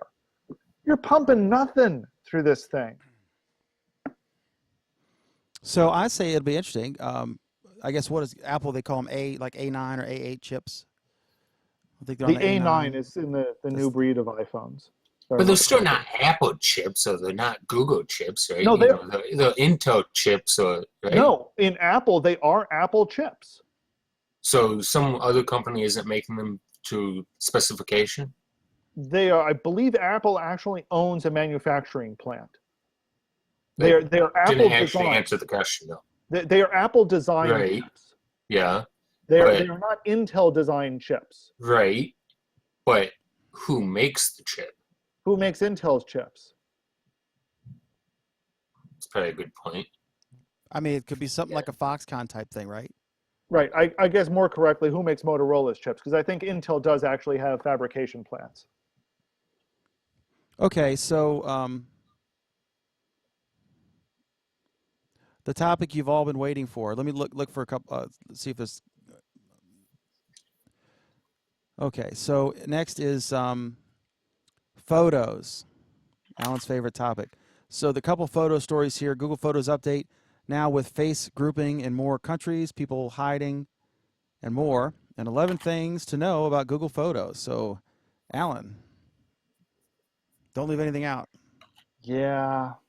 Okay, so the actual real news part of this is more countries outside the United States, that is actually some countries outside the United States, are going to be getting the facial recognition feature, which is great.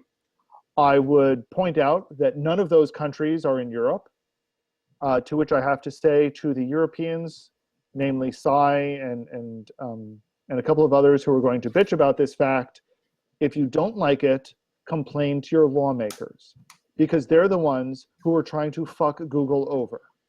So Google is trying to piss all over them instead. But seeing it expanding to more countries is great news, I think, because it's a nifty feature that once in a while you may actually use. I'm not sure why that's tied to a version upgrade, but okay, whatever.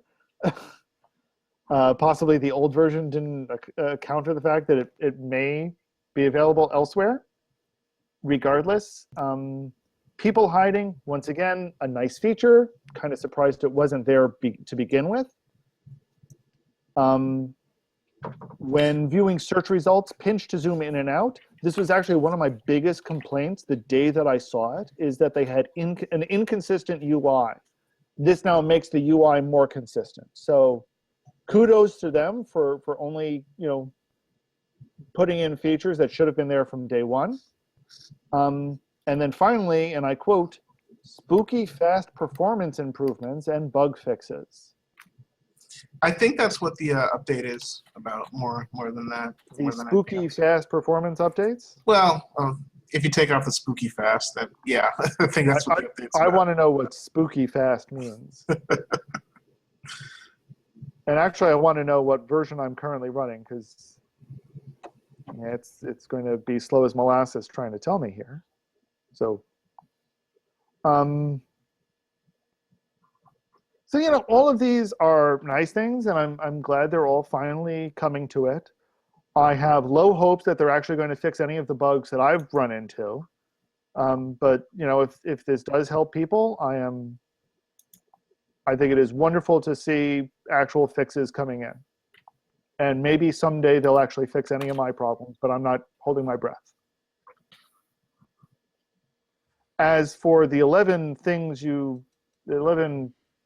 bullshit items about Google Photos, all I can say is that I countered with 11 other things you need to know about Google Photos. And I think mine's a little more accurate than theirs. No, that's not true. I think mine is a little more useful to people than theirs. One of them is people are taking photographs of food and happy events and dogs. This is stupid. Yeah. I mean, it does give a number of what was it, 100 million users? Basically, they took everybody who had Google Plus photos and changed them to Google Photos. So look at the adoption rate. It's amazing. Well, no, I think this is 30-day actives. Which is everyone who uploads automatically on an Android phone. I don't know if that's how they're counting 30-day actives, but okay, we'll go with that. That's how I would count them if I was Google. It's going to certainly make the number bigger than it really. Oh yeah, it'll inflate the numbers, sure. Sounds great. Sorry, yeah, 100 million of you are using Google Photos. Again, whatever that means. Now, if that's really people who have turned on auto backup, 100 million is actually pretty pathetic. Considering and actually says something about Google Plus, about just how pathetic Google Plus is currently. How many Android users are there right now? How many what? Google Plus users? Android users? I don't know actually. Isn't it like 1 billion something?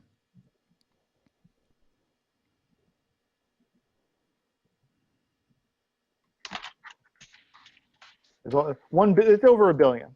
Billions. Yeah, it was over. It was reported to be 1 billion at I/O. Can you guys hear me? Yeah. Yep, we hear you now, Pam. Yes. Okay. Yes. All right, I'm using my daughter's MacBook Air or something like that. Some MacBook Air. Yeah. It's a good thing you're wearing pants because we just got a shot. Of? Your pants, because you put the thing down. Oh. Yeah, I guess it is. I'm in my bathtub. Oops. That would not be fun. Well, it might be fun for you, but it wouldn't be fun for me. So yeah, I mean, these 11 things are in some ways vaguely interesting, but I found it interesting that they talked almost not at all about search, which is about the only feature there is to Google Photos. They talked about, Paris is the top photographed place, followed by New York and Barcelona. Wow, that was thrilling. Babies are the top photo subject you search for. There's the only search they've done. I went and did a search for baby, and it was interesting to see the search results. At least it wasn't a slideshow. Those awful slideshows, like. It sure sounds like a slideshow. Which you can't actually do on Google Photos. You can't make slideshows.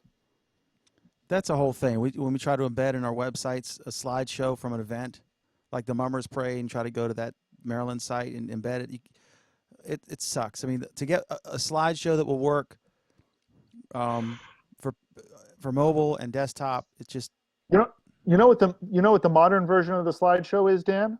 What's that? An animated GIF. Of 400 pictures? Yeah. Okay. All right, so Google, we're almost at the halfway point, kids. Google has killed the personal navigation device 6 years ago this week. So they still sell them. If you go to Target, is it Garwin? Hang on. Who posted this? Vic Gandotra. He was in charge That's of the right. project, right? Yeah, apparently so. He said that they thought it was stupid that you had to pay a monthly fee for some of these navigation things, and they weren't connected to the internet. So the phone, in a way, I like, it'd be neater to have a separate device. So if you got a phone call or something and you're like trying to call somebody, say, I don't know where I'm supposed to turn or whatever, the GPS is still going. So having a separate one communication device and one GPS device is superior in that way. But 6 years ago, none of these were connected to the internet. So they couldn't do things like Waze can, where it can redirect you because it's current construction or something. Sure, it could. There were traffic information systems then. 6 years ago, the typical Garmin machine would do Yeah. that. Yeah. The Well, I top mean- end Garmin then had a traffic update for an additional fee. So they do it free on Android. But I would point out something that so we've had Google Maps navigation for 6 years now, and the Garmin that I had 6 years ago could do something that you still can't do with Google Maps. What's that? Work in a place without the internet. Well, I thought you could download a city. No, you can't download navigation for the city. You can download a map, but not navigation for it. Okay, that sucks. And in fact, it was a big deal when they announced that it was coming at I/O this year. Well, see, a separate device for a professional driver, like an Uber guy or a truck driver. If I were doing one of those things, I would definitely want some kind of almost like a second device to just be running Waze or what have you all the time. If you're a truck driver, that's actually even more important because truck driver GPSs give you information that Google Maps won't give you. And that Google Maps routing won't take into account.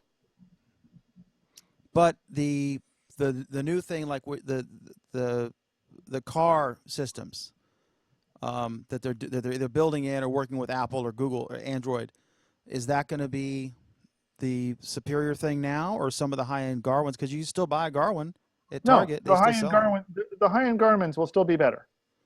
Android Auto requires your phone. That's the thing. If you wanted Waze all the time, like I was traveling to Waynesville, North Carolina, I think it's like a 7 or 8 hour drive. I wanted Waze on the whole time, mainly for the speed traps. But that means I couldn't like listen to music on my phone or something, or take a call, right? And so I ended up. Well, why not? Well, what stopped you? Maybe your phone is just crap. You have an iPhone, right? But wait a minute. It's a hassle. It's a hassle. I mean, do you not have a holder for the phone? I mean, I could do that, but it's not as good as. It'd be more convenient to have, say, two phones where one is just running Waze the whole time. You don't have to touch it. Then you can still use your phone. You're not switching back and forth, and you wreck your car.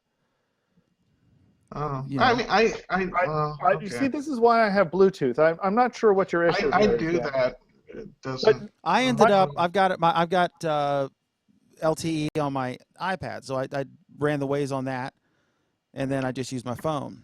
I think I was watching CNN or listening to it. I don't watch it, but I hit play and then I set it down and listened to live CNN while I'm driving. Then I had the screen, on the below my visual with Waze to let me know, speed trap ahead. My problem currently with Maps navigation is that it consumes more battery than the charger that I have in my car puts into the phone. You need a better charger then. Or an No, I iPhone. think Maps is just a fucking pig. Or an iPhone. An iPhone would bring you back up to 80% in about 20 minutes. No, I do know kind of what Alan's talking about a little bit. For me, it's kind of at parity, but it's just barely. If I have Maps running and I have my phone plugged up to my car charger, it'll basically keep the phone at whatever battery level it's at, but it won't charge it up. It'll just basically stop it from going down to zero, stop the battery from going all the way down. That's how it was for me once upon a time, and about 2 years ago, it just became a pig. Now it's less of a pig, but it's still a pig. Okay. Yeah, it's a problem. It sucks a whole lot of data. We used Waze for like 7 hours driving, and it was like 3 gigs, like half of my monthly allotment of data in 7 hours. It's got a lot of stuff it's used. And remember, the old GPS systems had all of it in memory. All of it. Go ahead, Yes. Pam. But if you just keep it, what do you call it? Casual. I mean, if you have your phone in, I guess, standby mode, right? I I turned the get- screen off. Right. I'm just saying, just the normal. Let me hear. The normal. Just see, has the Google Now there? Yeah. If there's something that's happening on the roadway, I get a notification. So I don't have to keep unless I need turn-by-turn navigation, I don't have to keep my maps running. If I need turn-by-turn navigation, then I'm, staring at the screen and and Rodney calls them Siri, even though it's not Siri, but it has a voice, right? It says turn left or whatever. We pay attention to that, but otherwise it goes off. And then if there's a traffic accident or something, I get a notification on my phone that says, "Hey, there's an accident ahead," and then it'll open up maps if I tap it and show me where the accident is and what the delay is. That's a valid point. All right. I keep maps running because I find that inconsistent at times, but no, that's a valid point. All right. So the New York Times is going to give all of their subscribers a Google Cardboard in early November, maybe this weekend. That's like, I think it's it's hundreds of thousands or over a million. I can't remember. It's a lot. But this is obviously good for both. I don't know if they're paying Google or Google's doing it, paying New York Times as an insert. Both will benefit, I guess, right? I believe it's done in collaboration with Google, so it is actually a Google Cardboard. But I think they're doing it for their own reasons. I just want to know, Dan, when are you doing this on your newspaper? Well, what does a cardboard cost? About $20. Okay, so it would cost me 120 grand. No, it would cost me $250,000 to include it in a single issue. So it's not on the front burner. See, here's what you can do, though. You can work with a travel agency in town, get them to sponsor it, and order up a whole bunch of them and give them out to people who ask for it. A travel agency that's down to like their last 10 customers is going to give me $240,000. I thought you were going to tell me I don't have any travel agencies in town. I don't know. I think there's like one guy that still does it from his basement or something. Catering to the last few print subscribers. Sure, but I was going to say, why wouldn't one dying industry help out another dying industry? I remember there was a great Onion thing. The whatever newspaper is going to cater the newspaper to their 6 remaining print subscribers, and like they did a big spread on a movie review. So why'd you do that movie? He said, "Well, it's next in Joe's Netflix queue." So they did a big spread movie review. No, we're very healthy. All right, so It's cool that they're doing this at the same time that they're putting out that new virtual reality ViewMaster. So it's starting to starting to make it into people's consciousness. There's a new ViewMaster that that's getting released that uses that same Google Cardboard technology, and it looks like the old ViewMaster. You know, the red thing with a switch that you would have on the side. You stick it in front of your face. It looks like that, except it has the phone and Google Cardboard, and it looks like a 2.0 version of the same thing. Except you can actually look at space, or you can look at things underwater, things like that. And you buy each of those packages on Play. I'm Right. surprised that And Fox those packages are News. available for anyone in Cardboard, not just for the Mattel Cardboard. Right. That's correct. I'm surprised that Fox News and MSNBC haven't done this already, because they're both obviously into virtual reality. Boom, boom, boom, boom. All right, so Go Cardboard. That would be interesting to see if money's changing hands, because it would probably cost them, $10 million to do this. Okay, so Alan, you can explain this a little bit better than I can. Still fuming over HTTPS mishap. Google makes Symantec an offer they can't refuse. So apparently Symantec is one of the agencies that can certify that your website is a safe destination and can't steal stuff from you.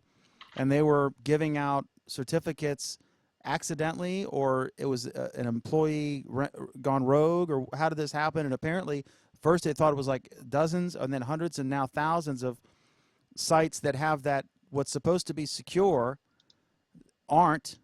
And I don't understand how this happens. I didn't realize it was just they'll certify you, and then you could later do malicious stuff, but you've got this certificate on your wall, which in essence, or I thought it was Google could test that it really was, Chrome would know for sure, and then it would say it's safe.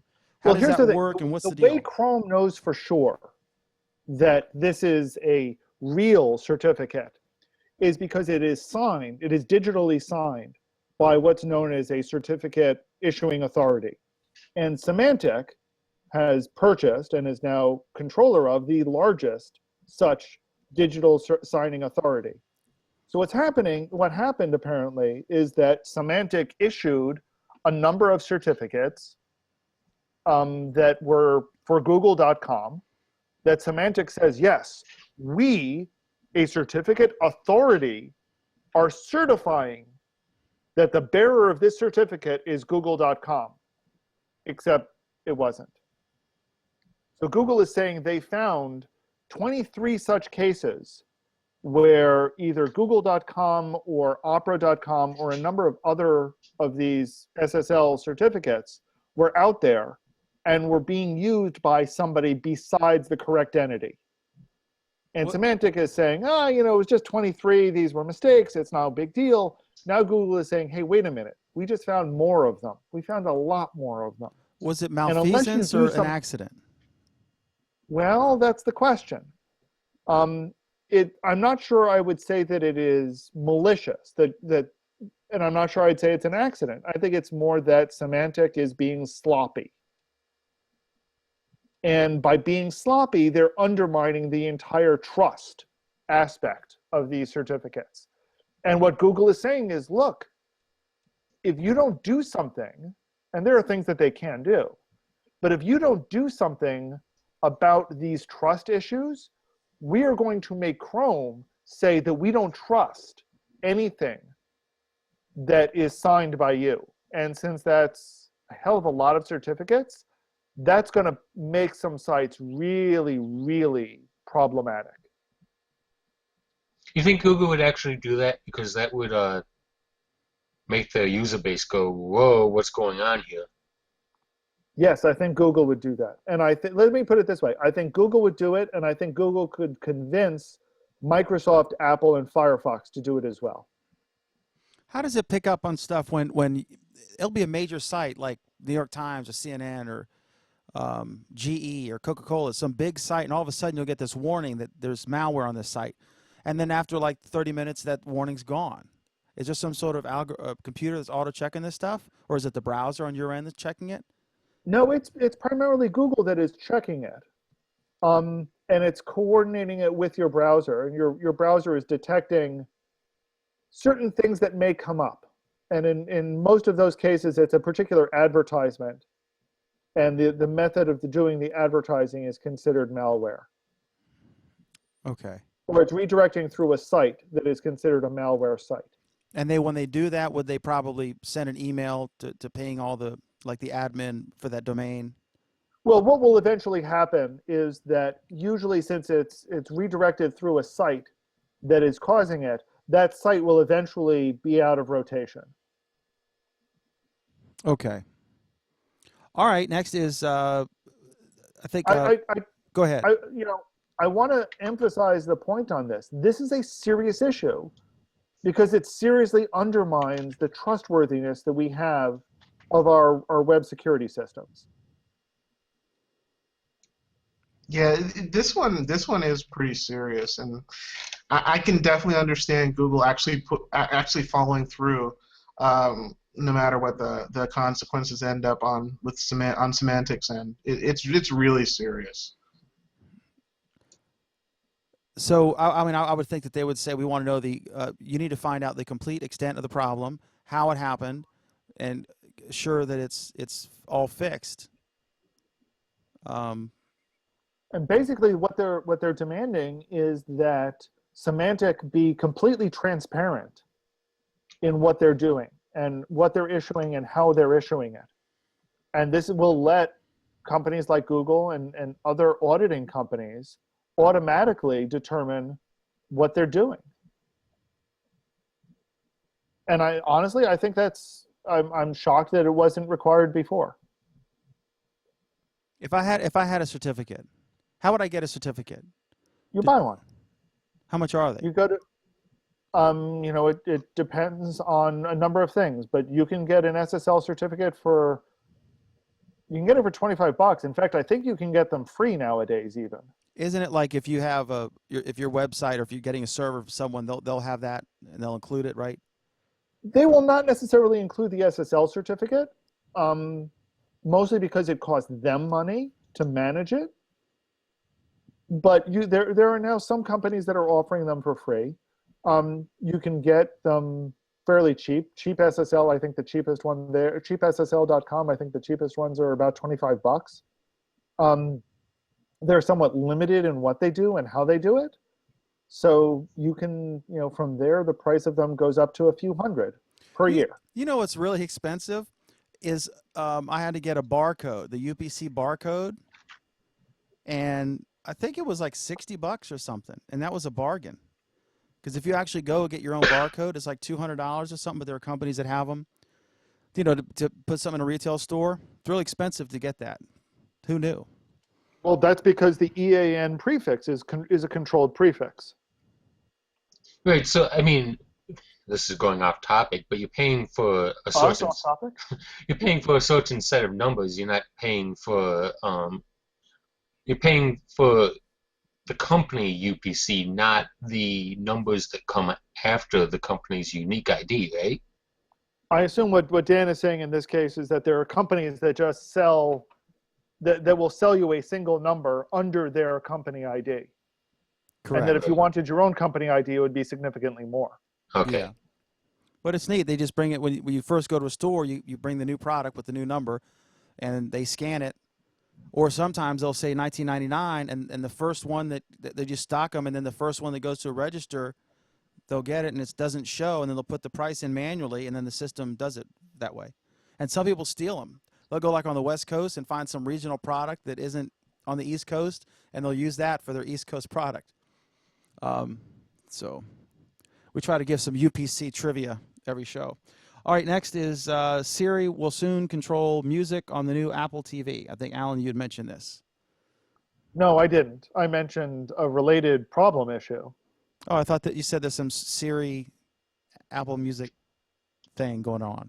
Yeah, but it didn't have anything to do with Apple TV. I mean, I'm not surprised that Siri will be the control of it for Apple TV because, that's what they like to do with it. But no, the story that I heard is that currently, or what it used to be is that if you ask Siri a question about music, it would use the Apple Music service to answer your question.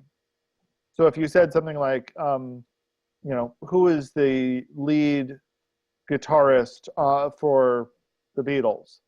And if Oleg was here, he would be able to tell me, but since I know nothing about the Beatles, Siri would use Apple Music to look that up and answer it for me. John Lennon, right? Thank you. I Or don't know. George I don't Harrison, remember. one of the two. No, 'cause I no, think the George bass Harrison was the lead. Yeah, I can't remember who plays the guitar. McCartney was bass. Lennon played rhythm. It was George who had lead. And of You see course, what you've done? Ringo I should have picked a Starr, more obscure group. Ringo Starr, who was actually Ringo Starsky, replaced Starkey. Starkey replaced Stu Stutcliffe because he was an asshole. No, Right? no. Or no, he died. He He died. replaced Pete Best. Oh, okay. Stu Stutcliffe was there something. I You don't see, know. and if you didn't know all of this, Okay. you would be able to ask Siri for this information. But only if you're a subscriber to the music service. But, well, it used to be that you didn't need to be a subscriber to the music service. Now you need to be a subscriber to the music service, or it says you're not a subscriber, so I can't give you that information. That's bullshit. Anthony has gone right to the heart of the issue. Okay, so exciting times for that. Okay, the Senate has passed a controversial CISA cybersecurity bill. So the last thing we saw like this was, but it was a different thing, I think, right? PIPA and SOPA. Now there's CISA. What is CISA, Alan? And should we all be freaked out? Yes, we should. CISA is the Cybersecurity Information Sharing Act, which basically, depending on exactly how you read it or interpret it or figure it out, basically gives the government incredibly broad powers to acquire information from online systems domestically without a search warrant.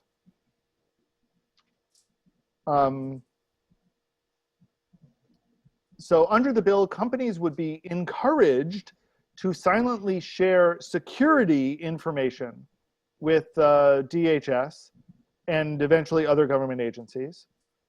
And unfortunately, the terms of those agreements are vague. There's not necessarily any accountability. Basically, companies like Verizon say this is great. Companies like Google say this is incredibly dangerous. I know who I trust on this one. Yeah, it's going to hurt tech companies in Europe. I mean, obviously. It's not going to hurt tech companies in Europe. I mean, it's going to. Okay, let me rephrase. Tech companies in Europe already don't trust American systems. It's going to hurt U.S. tech companies in Europe. I don't think so. I think U.S. tech companies are already going to be smart enough to say, no way in hell are we going to store any data in the U.S. We'll just leave it in Europe. Yeah, but I mean, they're going to have to do that as opposed to just leaving it here now. So I mean, it's not going to help them. That's for sure. Well, I don't know. I mean, what I wonder is, did the senators from South Carolina vote for this? And if so, why are they voting for a job-killing measure?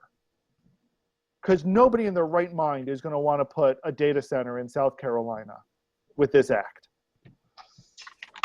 I don't know. and that's what it boils down to. Is right now, you've got a lot of big companies are storing their data in the U.S. and more they're going to stop. Why? Yeah. I think that the government needs to stop passing bills that the public clearly is strongly against. But, that's neither here nor there. Okay, so Dan, explain to us why this is a good thing, because we know you're going to try. Oh, I don't say that. I don't know. No? Come on. You usually do. Were you saying I'm a troll? No, I think, but I think it's to give us a bum rap. I saw a thing where the UK, I saw a tweet said that even though the public is against it, the UK is going to implement a thing where the government can get your entire browsing history. So I don't think that this is a U.S. thing. What this is all the politicians, like SOPA and PIPA, it was the politicians are in the tank for the rights-holding companies. And they want to treat YouTube like Napster. And this, I guess, is I don't know. But I'm a recent victim of a malicious attack. I would very much like the government to be able to get the entire everything from the attacker's computer with a That's warrant. what search warrants are With a for. warrant. Yeah, with a warrant. But Right. This suggests without a warrant. okay. So, and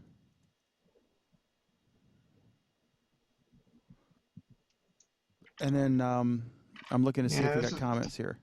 Yeah, this isn't really going to help companies going forward because it's going to encourage countries in Europe to start passing laws that data has to not only not be stored not in the U.S. but specifically in their country. That's really what I'm worried about. That's gonna cause more and more countries to maybe push for legislation that say their specific data has to be stored in their specific country and not just in Europe as a whole. And it just that'll cause more and more problems as time goes on. Okay, so we're anti-CISA, maybe, I think. I don't know. Okay, next is Windows Phone has a new app problem. Apparently, apps, they're just sunsetting them. In fact, years into it, the worst Skype experience is on the Windows Phone, and they own Skype, and the iOS and the Android versions are far superior. So even Microsoft isn't, I mean, their own properties aren't doing a good job supporting Windows Phone. But like I said, I knew two people, the only two people I've ever seen with Windows Phone, and one was a sales rep, one was a friend of mine who died, and both of them liked their Windows Phone a lot. They said they loved it. And this was an even shittier, older one. Yeah, I know someone who has a Windows Phone as well, and they do actually like the phone.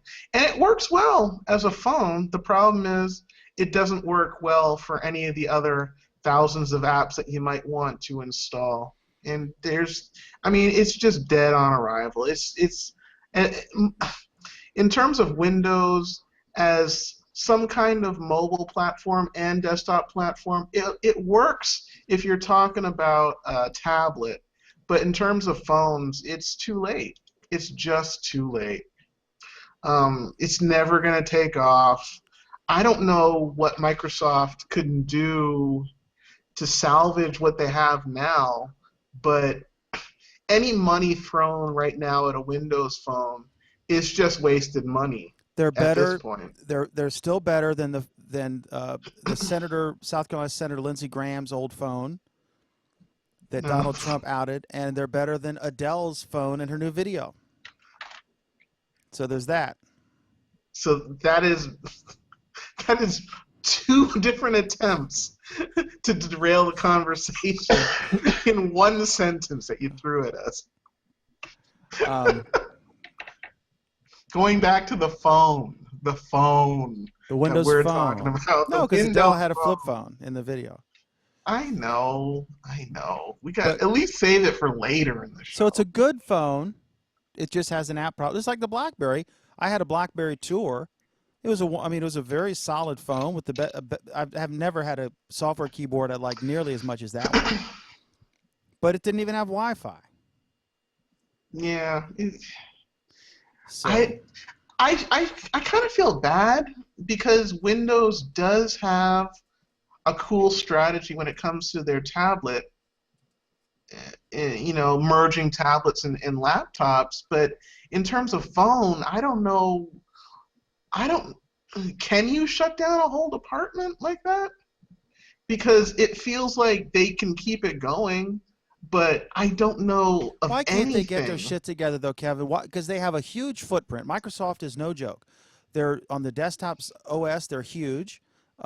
Among the Office software, they're huge, especially for enterprise. And why can't they get their act together with the phone, because it would be great to see a third strong player in mobile. There isn't. I guess that comes down to a question of can you make users love you and adopt you? I don't know that a third player would actually be a great thing with all the problems that LG is having selling handsets, and HTC is having problems selling handsets, and even Samsung to some extent is having problems. No, I'm saying a Um, third platform. Because RIM has right, but largely then you're diminished. just going to spread that out even thinner. Yeah, but Um, what I mean is, like, for Android and iOS, they both steal each other's features and they're suing each other, and so both have gotten better because of the other. The iPhone is better because of the Android phone, and vice versa. I'm sure right, and Windows could come up I with some mean, innovative things, and then iOS and Android could steal those ideas, and they could all sue each other. right. I think it's good for development, but I think that it'd just be spreading everything too thin across the hardware manufacturers. Well, I definitely know it's good for consumers. That part's Right. good. For developers, it's a pain in the butt because now you have to develop for 3 platforms instead of 2. Which you're choosing not to For do. ugh. But I don't know. They don't even want to It's develop too a late. You know what? The reason why I'm struggling so much with this idea is that I'm avoiding the most obvious part of it, which is that they're just too late. Microsoft is just too late to the app party. There's nothing that they can do anymore. They're sometimes too late is just too late, and they're too late. And now nothing they can do is gonna fix this, and they're just gonna have to assume their place as a bit player and then just move on with their life and Remember just the count your Fire phone? loss. I think they Yeah. fired the entire department. Amazon really had to screw up with that one. And those crazy ads when they were teasing it, and they showed people like doing 3D things, and oh, that's amazing, and they didn't show what it was, and then they announced it was just a complete disaster. Sometimes I wonder if that would be the brave thing for Microsoft to do. Just literally just shut down that whole thing. Just give it an end date and then just say we're concentrating full bore on laptop and tablet. I And don't Android, know. which apparently is what they're doing. And also, Yeah, Sartell hasn't yeah. he hasn't been in charge that long, right? I mean, you think he's going to reevaluate? He can't fix the whole ship at once. So The only person who could fix the whole ship at once is Bill Gates, and he has no interest. Even though Bill Gates did put the company on the wrong path before he left. He's the only one who could. If someone could put him in an Inception-like situation and get him on a 16-hour flight, and then get Leo DiCaprio and Ellen Page and a whole bunch of other people on there and make a really confusing flight, and then at the end of it, he has changed his mind and he realizes he needs to reevaluate what Microsoft is about, then he could do that. well, okay. I don't think anyone else could really I don't do know if the that. solution would be to try to pry him away from the condom to end all condoms and the waterless toilet and polio. I think maybe the 25-year-old Bill Gates could do it, but I don't know if you know. I mean, I mean, that ship has sailed. I mean, he's not coming back. He has other stuff. He's he still wants on the to do with his board. life. But yeah, okay. All right, so next is Alan. This is one of yours, the Asus On Hub. There's more ways to use Wi-Fi with the new Asus On Hub. Tell us about this. That's right. Yet another product that nobody can quite understand why you'd want to get it yet. Like that Amazon Echo thing? No. Amazon Echo, you could at least understand why you'd want to get it. Yeah, This Echo one- works pretty well. This one is apparently yet another great router. It's more expensive than the last great router, but it's not clear why you'd want it. There must be a reason, but nobody knows it yet. I think it said it would do. I mean, I thought that they did this anyway. Like if you're in one room and these two antennas would do better for you, then it'll use those two. They said they're improving the algorithm to handle that. Yes.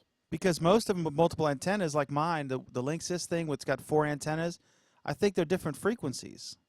You know what I mean? Well, they're also more omnidirectional. Sorry, they're also more unidirectional than omnidirectional. But I think only 2 of them will work with the new standard. Like the Note 2 is on the older one, so it's using the other 2 antennas. I don't think it's actually like 4 antennas for better reception, right?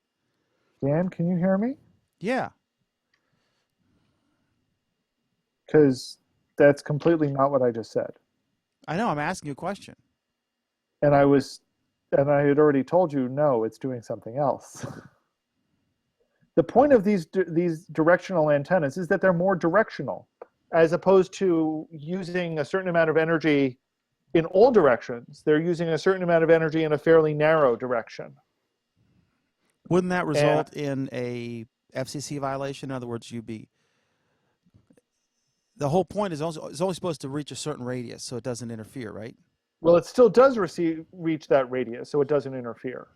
But it also means that if I've got 2 devices and I've got one antenna more or less aimed at this one and a different antenna more or less aimed at that one, the 2 aren't fighting they sort of are in some ways, but it makes it easier for my base station to pick up on them by using a unidirectional antenna, or more unidirectional. It's not truly unidirectional. Is it vaporware, or like it sounds great, but the practical effect you wouldn't even notice, or do you think it's an actual thing? Oh, I think it's an actual thing. It works just fine, but why do I need this again? I think that's the question: is why do you need this? What is so special about this? And I think there are special things about it, but it's still trying to find its place. And now there are 2 such routers trying to find their place. Alan, do you think that they are actually trying to make their own version of Echo with this? No. So now I'm really confused. It doesn't have a microphone. Now I really don't know. Back at I/O, before I/O, I predicted that Google was going to release their version of the Echo.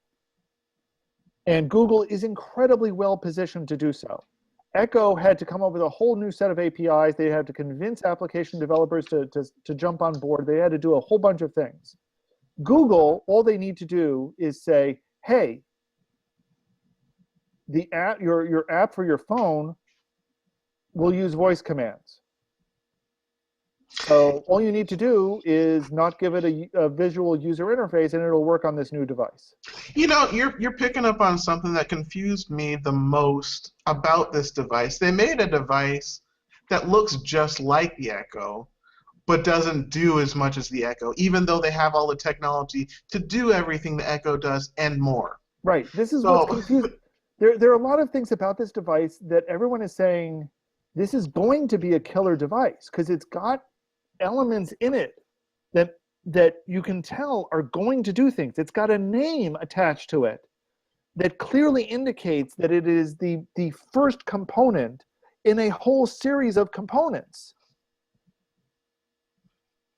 But the rest of the components aren't there yet.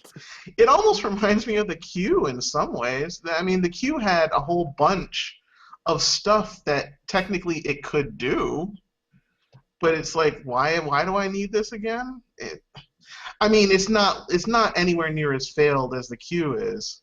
I know you're looking for that bocce ball right now, but no, that's.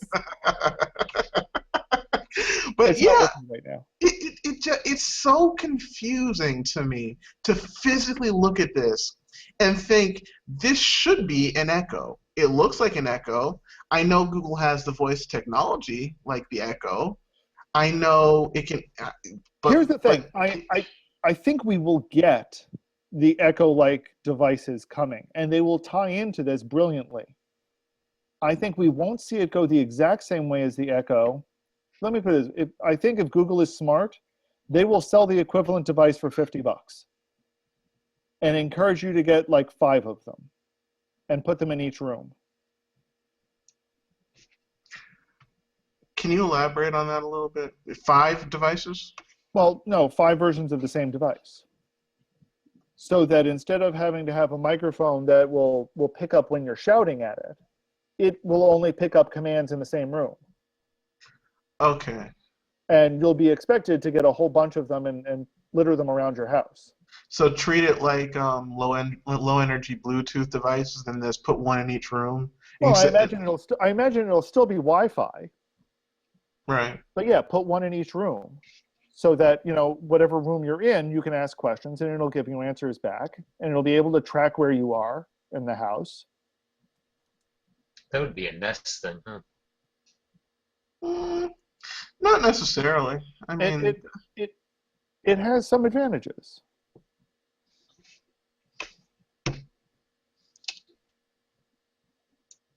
The trick though is making it low cost enough that they can do that. And this is not a low cost device, which is why I don't think it's meant to be the equivalent of the Echo. I think it's meant to be a component that will accompany the equivalent of the Echo. is OnHub part of Alphabet? I believe it's actually a Google product. Yeah. So it's not part of Nest. And Nest is believed to be a different company. And that's another part, I guess, that's confusing me, because it feels like it would fit in more with.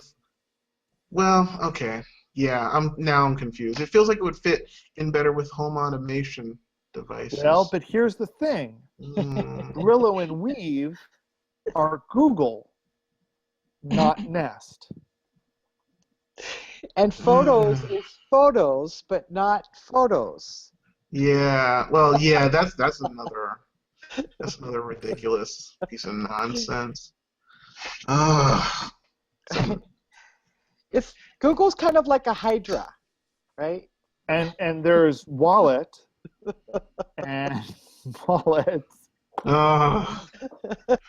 Wallet and Wallet. Sorry, one of the wallets got renamed to Pay. Yeah, it's so a Wallet, Apple Pay. I mean, Android Pay.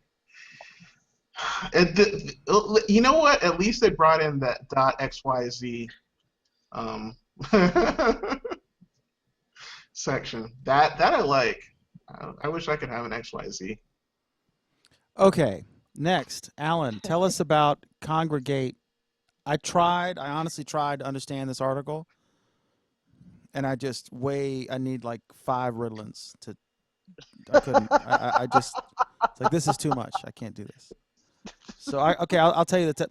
Learn top tips from Congregate to achieve success with store listing experiments. Basically like a porn article.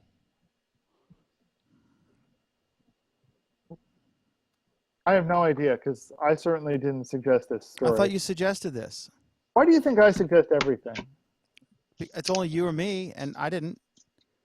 I have no idea what this shit is. Oh, are you serious? Yeah. What the hell?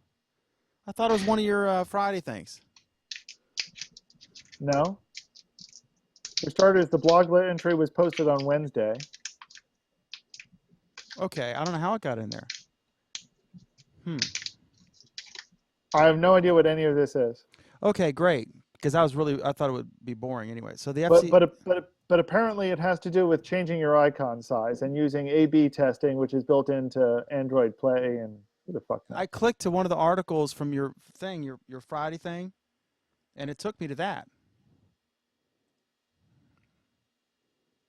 Beats me.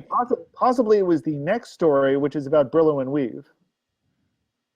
The FCC is the next one on the list. No. I mean the next story under the link that that the story is at. Okay, so Which is about Brillo and Weave and is slightly more interesting. At least, to me. right. Okay, so just kidding. Next up is can you imagine if someone sat through the whole show just because they wanted that story discussed? They're just like all about some Congregate. And they're like, oh my God. They would flip my desk and throw me like a rag doll. Okay, next is 2 FCC stories. The FCC will publicly shame robocallers and telemarketers every week. And they're taking a big step in reducing inmate calling rates. So the first one, what they're going to do, the FCC is they're releasing in spreadsheet form numbers that they've gotten complaints about, like hang-ups if it's a robocall or... You can Google that.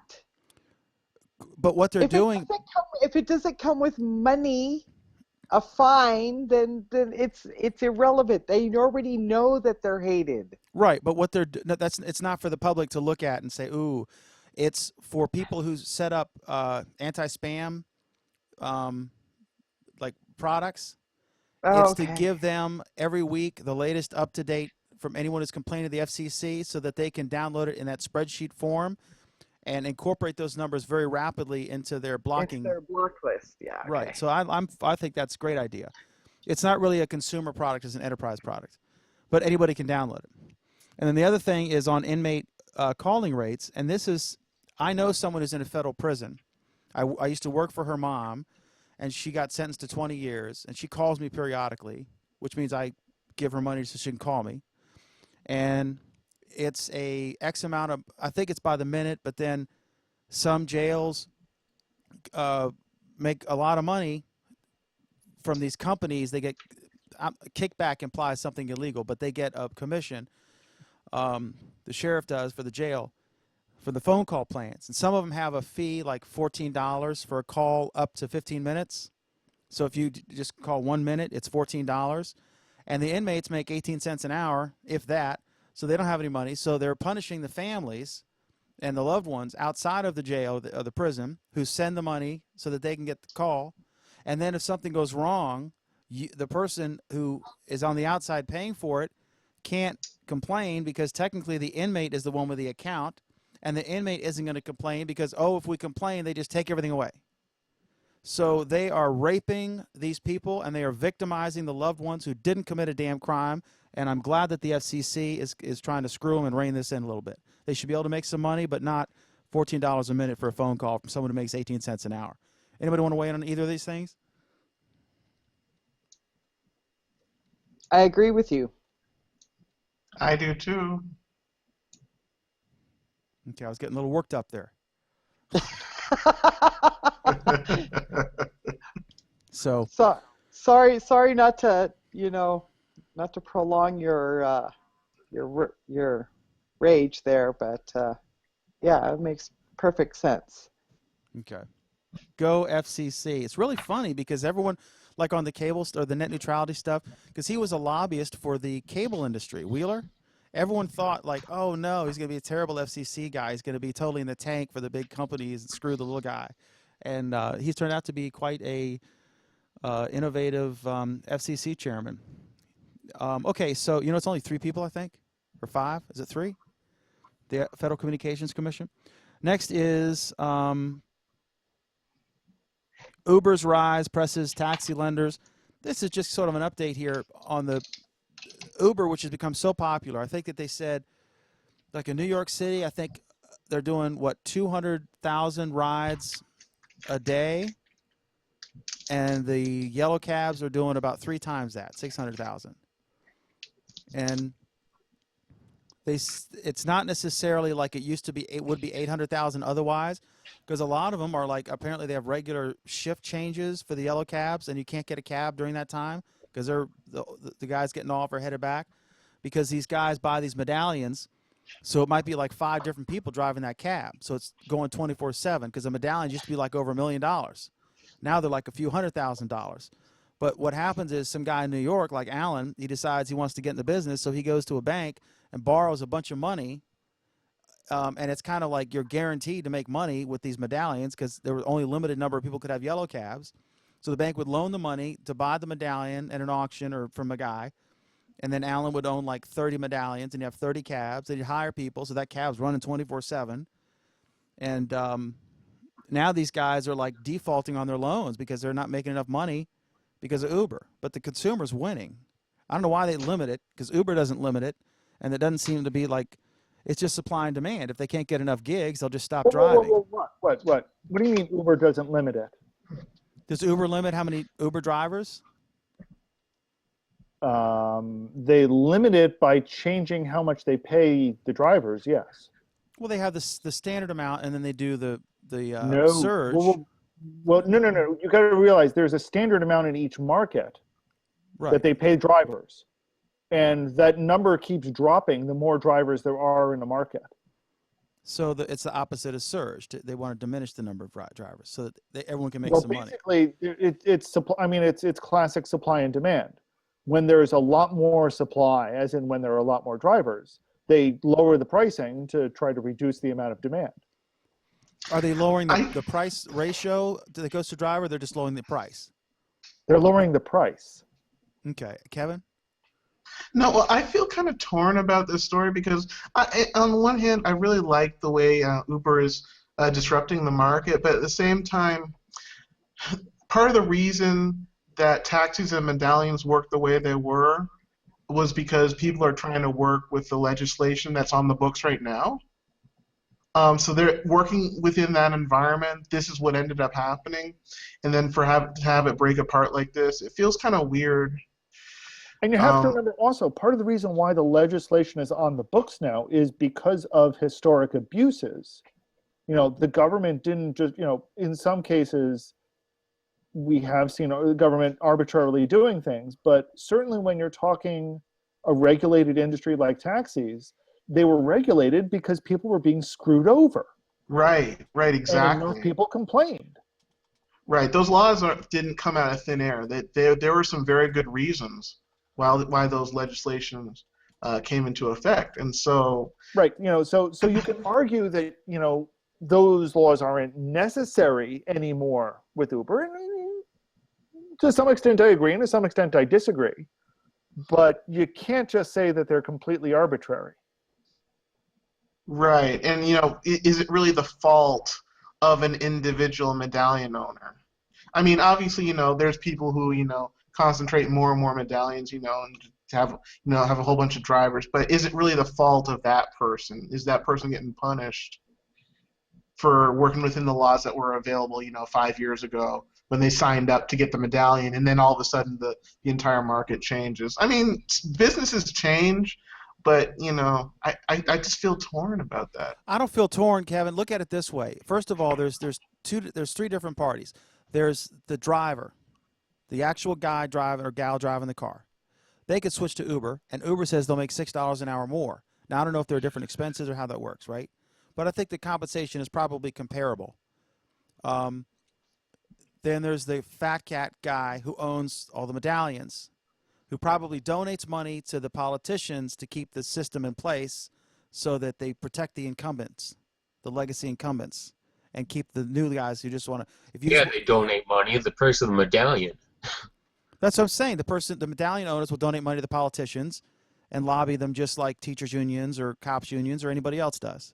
So I don't feel sympathy for that guy. He was greasing the politicians and got a monopoly gig. And I guess I feel sorry for the shareholders of the banks that loan the money. Maybe, I don't know. But that's business, man. I mean, I'm sorry that all the axe manufacturers took a beating when the chainsaw was invented. But okay, we're talking about if we talk about drivers for taxis, they make more money driving for Uber, so they switch to Uber, and then Uber gets a whole bunch of drivers, and then the price drops for what they get paid for Uber, and then they just start making less money again. So I mean, it's not as simple as just, why don't you just drive for Uber? If enough people start driving for Uber, Uber's going to drop their prices to the point where they would be making more money if they had stuck to driving a cab. Well, that's the thing. It's a free market system, and supply and demand will eventually even things out. Let's say, there can't be 10,000 Uber drivers in Los Angeles, for example. You can only have so many, right? Because after that, then you've saturated the market, and you just have people driving around, and not they're making any money. You're right. They're not making any money. Yeah. London. So you're saying that a private industry regulating is better than a government regulating? I have mixed feelings on that. That's how I feel torn. Anyway, go ahead. Because let me give you an example. The pharmaceutical industry.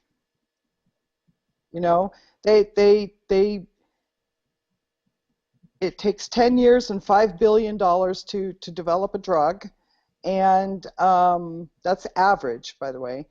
And so, yeah, they the government steps in and allows them to make a certain amount of profit, but it doesn't cap that profit.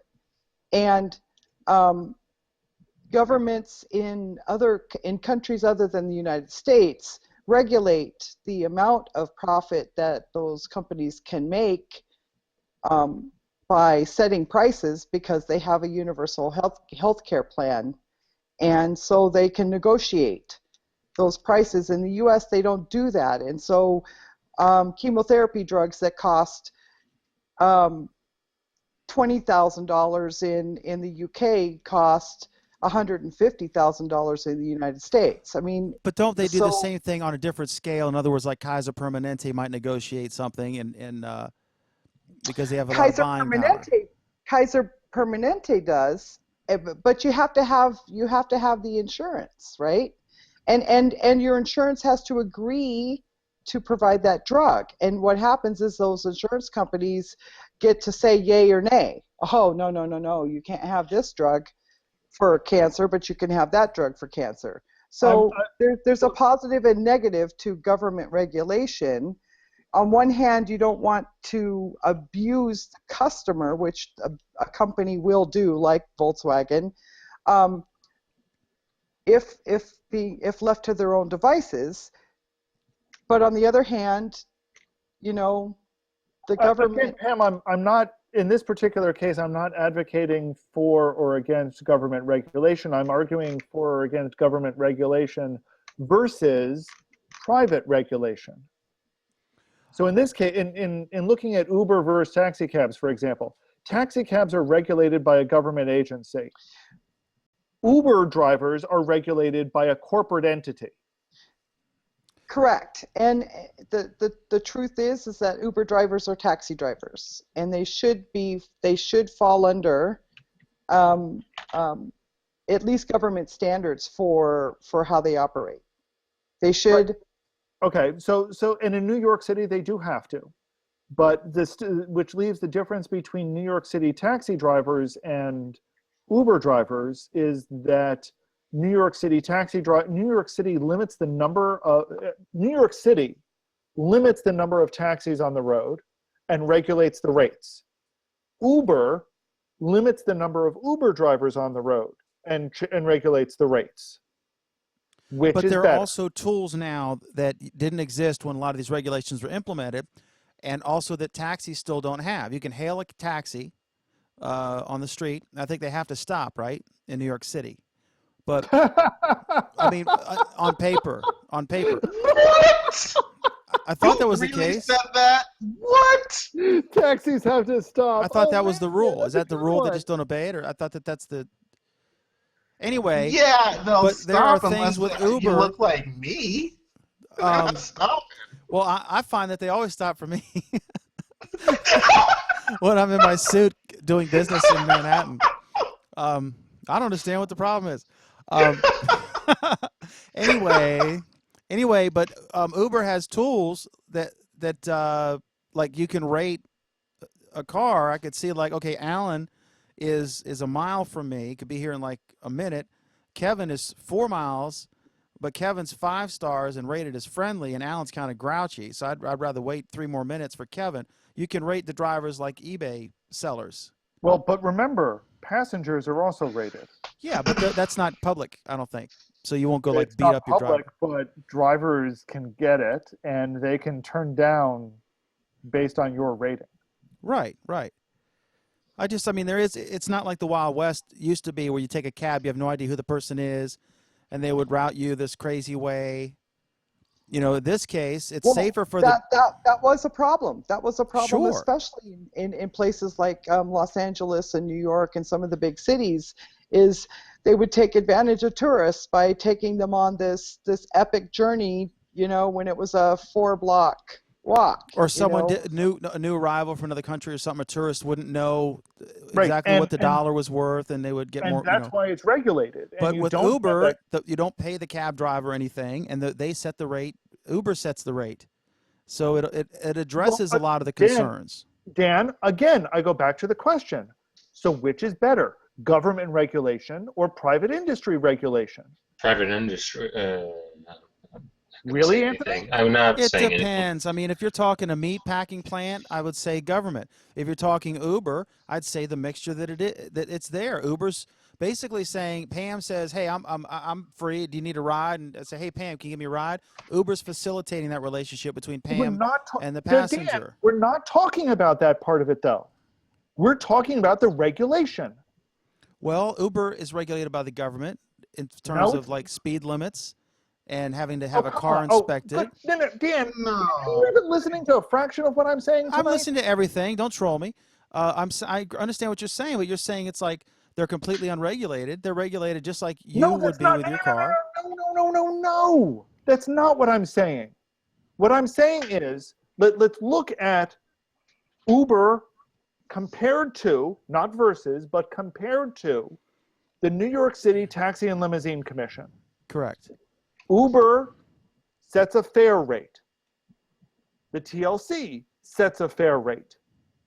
Uber sets how many drivers are on the road. The TLC sets how many drivers are on the road. The two of them, in a lot of ways, function pretty much the same in terms of how they regulate the drivers under their control. Which is better? In the case of Uber, I think we're seeing that a lot of people prefer to use Uber. For one, there's not $1 million cost of entry that there is for a yellow cab. Whoa, okay, stop. As far as the TLC is concerned, there is not $1 million cost of entry. But in the You know how reality much is, it it's costs to, do you know how much it costs to buy a license to buy a medallion from the TLC? I have no idea. I would imagine a couple grand or something. I don't know. I would imagine it's more like $10. Okay, but they're limited and they can be resold. But they're limited, right? So, like I said, the TLC limits how many drivers there are on the road. So does Uber. Uber limits the number of drivers on the road using a different mechanism, and that mechanism is when there are more drivers, as more people sign up for Uber in a particular market, Uber drops the price to make it less profitable. I think that is I've never ridden in an Uber. I have ridden in a yellow cab. And I think there were great reasons for a lot of those regulations. I think that some of the, like all regulations, I think all this stuff should have a sunset. I don't think there should be any regulation or law that lasts more than like 10 years. And they should have to be reapproved or repassed by a new legislature, that kind of thing. I don't think we should have laws from the 1700s that are still in the books. Let Congress approve, re-up them every 10 years or 20 years or whatever. But I just think, people. That's fair enough. Unfortunately, we don't. But But like in D.C., I covered Uber, the hearing. That's a fine straw man argument here. I don't know if I like that. For taxi, in the case, you can't say overall. Let's consider that Congress Pam's can't pass industry, a law to save its life. But that's a fine straw man argument, Dan. like in the meatpacking industry, in Pam's case, in the pharmaceutical industry or something, then I would say that the typical consumer is not competent to self-regulate something like that. And I don't trust those companies. I want the government to go in there and make sure that food's safe and drugs are regulated. But in something like this, I think it seems to be working. And the only reason this exists is because the other system sucks so bad. I think the problem I have with it, and the reason I would lean towards public legislation, is twofold. One, Uber is great now, but Uber could change too. And people would stop using it. But it depends on how the market is once Uber starts changing They're their strong, policy. but they have competition, Lyft and others. But Uber's very aggressive and unfair, and so they've really screwed with Lyft. Ordering a bunch of fares and not showing up, that sort of thing. But people are using Uber because it is the preferred option of those people. And if somebody else comes up with a better way to do it, they'll start getting traction. Uber grew very quickly. And they're very popular everywhere. In D.C., I covered the meeting when they were discussing. They wanted to shut them down. And I remember one of the council members, who's a black dude, and he was representing the rough part of D.C., and he said, look, Uber comes to my neighborhood, and the other cabs won't. So there's no cab except Uber in some of these like southeast neighborhoods. There are reasons why Uber, because it would be local people from there riding. There's no money involved. It's all in the app. There's no. It's safer for the driver because you're not having a bag of money that they're going to rob you for. There are a lot of things, but I don't think it should be completely. I think New York, aren't they balancing it out? Aren't they having? There's some regulation, but it's not like they're going to make them be as regulated as yellow cabs, because then they might as well be yellow cabs. Well, they're black. I mean, they're black cars, and I mean, they still fall under TLC. They still need to be regulated by the TLC, and they still are. That doesn't make them yellow cabs, but they're not trying to be yellow cabs. They're 3 times the price of a yellow cab. Well, Uber X and Uber are 2 different things, right? In fact, in DC, Kevin, I think I looked at the things when they open. It's if you want to be an Uber driver, your car cannot be black. It has to be a different color. Right. Yeah. Well, I have driven in Uber a couple of times. It's a great service. Uber's a great company. I do worry about that other side of the reason why the legislation did come into place for some things about cabs, which is that if I was actually in New York City and I was trying to get a cab, depending on the neighborhood I'm in, I would have a problem. Because they would and view that you as a risk, hasn't- right? Because of the Yes. color of your skin. But if you were in an Yes. Uber and they saw, oh, he's ridden 40 times and he's got 5 stars and everyone says he's a really nice guy, you wouldn't have any problem. As it currently is. But some white guy in a suit who was an currently- asshole might have a problem getting a ride. Whoa. But Dan, what if Kevin had 3 stars? He'd have if a white dude in a suit who looked like, a very successful rich dude, but he was an asshole, might have 2 stars and have a much tougher time getting All stars something are- than Kevin would if he had 4 or 5 stars. And if he had Stars a are bunch just of a suit of a different color, so to speak. wow. It's the same thing. It's judging based on one surface appearance. But on average, if he's taken 30 trips, I know you said he's a couple times, but if he took it all the time, then the odds are if he was a nice guy and he was ready to go when they came and they liked him, that he'd have a good rating. If he has 3 stars after 30 trips, I'd say that his personality or something else isn't there. I kind of see what Alan is talking about, and that's kind of what I'm leaning towards worrying about, which is that technically we are in a better place now than we have been in the past. And also, Uber is really a good company, and they're not, as I can currently see them, I don't see any evidence that they would balance their star ratings based on that. I don't have evidence of that now, but I worry about that being put in the hands of a private corporation, which is good now, but may change later. That is what I'm worried about. So we And need the that's why I government to kind of protect us from ourselves. Well, I worry about that because it is a specific problem that we have already had. It's not a fake problem. It's a real problem. It's an ongoing problem. It hasn't gone away. That is what I worry about. It's not a problem in the past. It's a problem in the present, with regular taxi cab drivers. And while I have not seen that problem currently with Uber, I worry about leaving that in the hands of a private company. That's all I'm saying. All right, we all agree to disagree. Next is Facebook is unleashing universal search across its entire social network. This is obviously a very smart move. One of the big problems is you could post something on YouTube versus Facebook, and you'd actually get, in some cases, more views on Facebook, but that would fizzle out after a few days because once it's been seen, it's gone. Nobody will see it after a few days unless it gets shared or something goes viral, but even then, it's gone. Whereas YouTube, you'd be discovered via search, that sort of thing.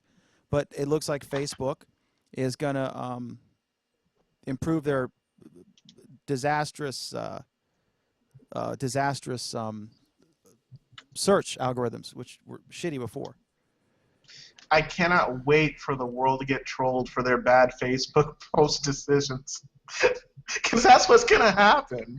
People thought by posting stuff on Facebook, even if it was public, it would disappear and people couldn't find it. Now, all of a sudden, people are going to be able to find it. It's going to be ridiculous. Especially if you're like 20 and you got this weird shit from like when you were Ugh. 13, you know.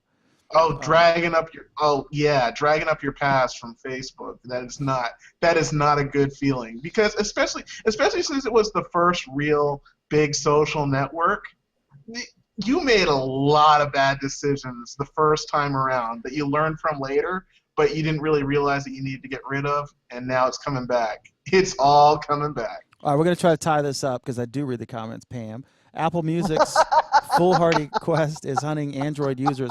So I guess Apple Music, they had a free 30-day thing, and a bunch of people signed up for that. I was not among them, and they did not up afterward. But I think any kind of free trial, you're going to have, a bunch of people are going to quit.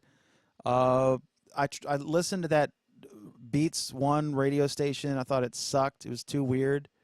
And anyway, what do you guys?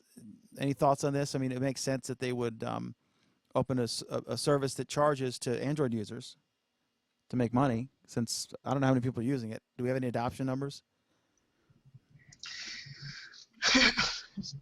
It feels like it's kind of a waste because, Google Play Music is, as far as I can see, I mean, objectively, I think it's a better service than what iTunes is. You get more flexibility, and I don't see any downsides to it. But if they want to sell, I guess they can sell and let the market decide.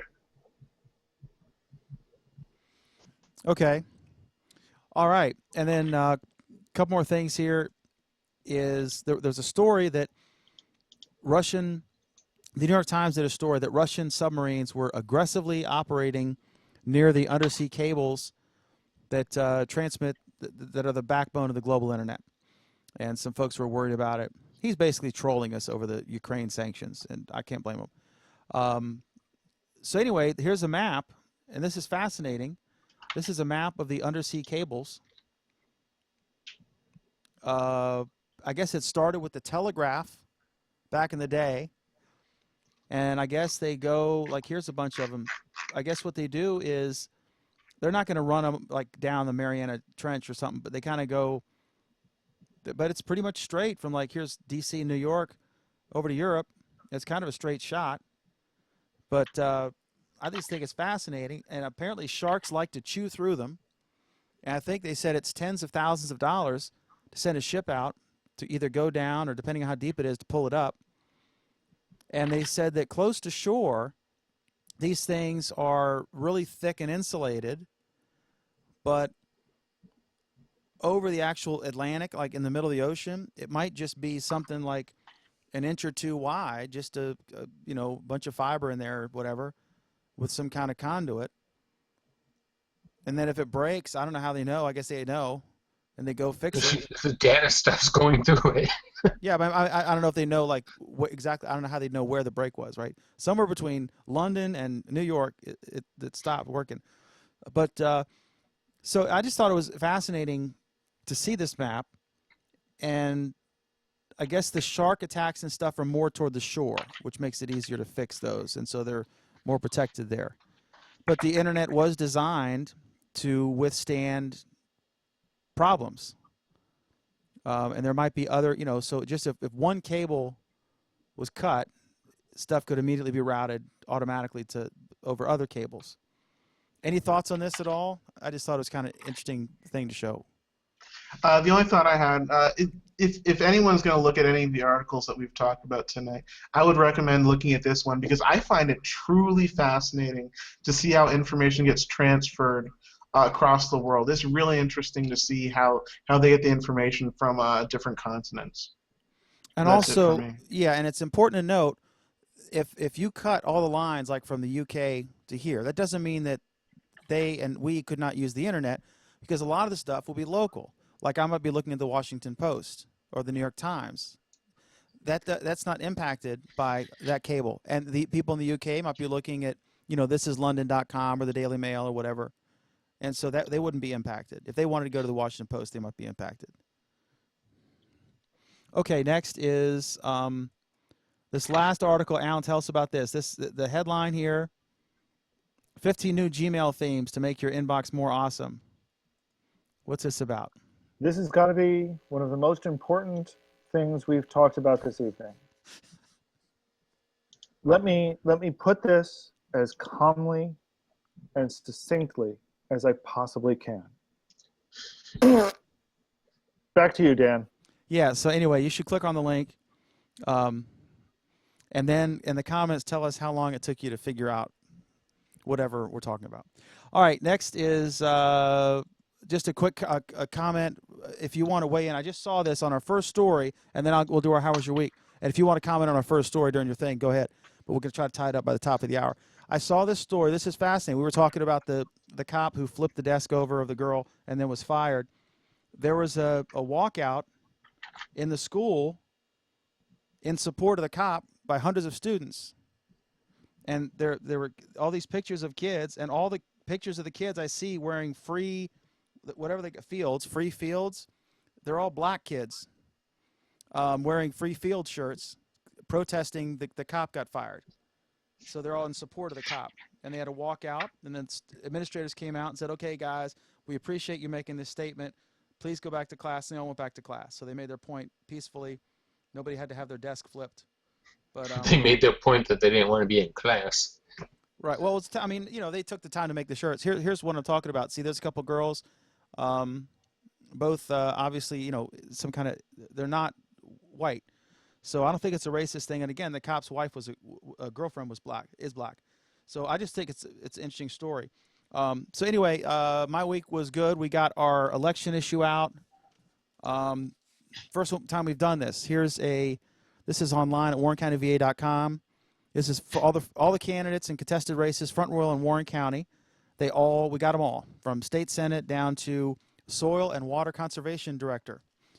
And it's whatever they wanted to say. We all asked them all the same questions, and it's really interesting. So this is on stands now. It's free, and or you can get it at warrencountyva.com.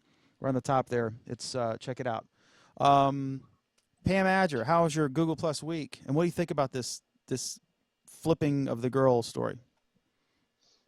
I agree with everything that Kevin said. Okay. Fine. So I was listening. My week. How was my week?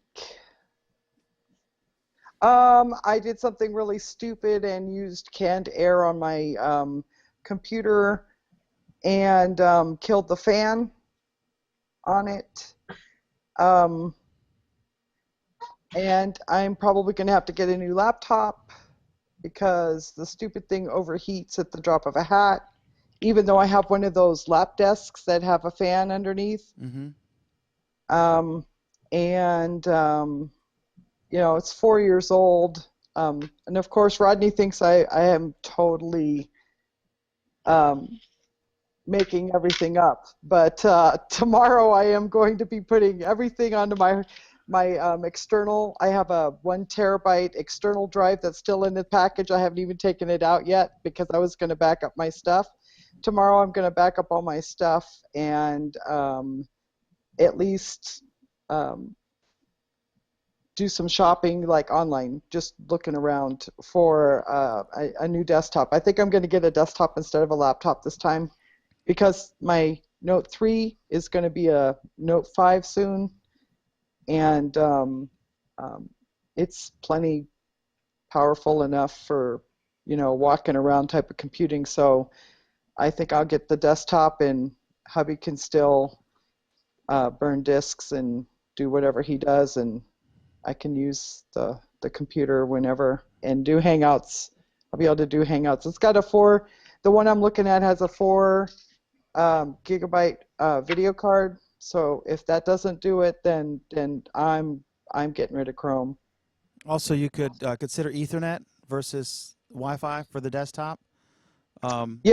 Yeah, exactly. It'll be plugged into the FiOS, and I get like 50 down and 50 up or something like that. There's, so you'll have dramatically better Hangouts quality. Yeah. You said the canned air. Did you put it too closely or not too short Yep. bursts?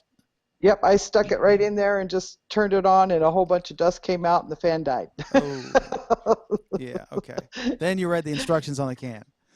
Well, look, and I knew better, right? Because I did this to a previous computer, and I knew better, and I should have stuck a toothpick through the other vent to stop the fan from turning at all, and then I could have done it, but I wasn't thinking. I don't know. I just. But it's dust free. That dead fan is dust free. Is this obviously a scam to get Rodney to let her buy a new computer? Kevin, how was your Google Plus week? My Google Plus week was good. I recently got signed up for Project Fi. Been testing it out for about a month now. It's been working okay. I never canceled my old phone service though because I was worried about how it would turn out. It's turning out good enough that I'm going to be in the next couple of days turning off my old phone network and going straight with Project Fi. So it's been an interesting experiment so far. It's going to continue, and it's been all right. And also, I'm getting in line to I'm taking a look at the new Nexus phones as well. The Nexus 6P. Right now, it's been out of stock. It just came back in stock a little bit. So if you're looking to get either the 6P, I think it's the 6P, the Nexus 6P, there are I think one or two versions that have just become available again to order. Not all the versions, not all the colors are available, but some of them are out there. So if you're looking, check it out. Anyway, that's it. All right, awesome. Anthony Klauser in Rochester, New York. How was your week? It was good. All right. That's what I got. Okay, that's great. Alan Furstenberg, how was your week, sir?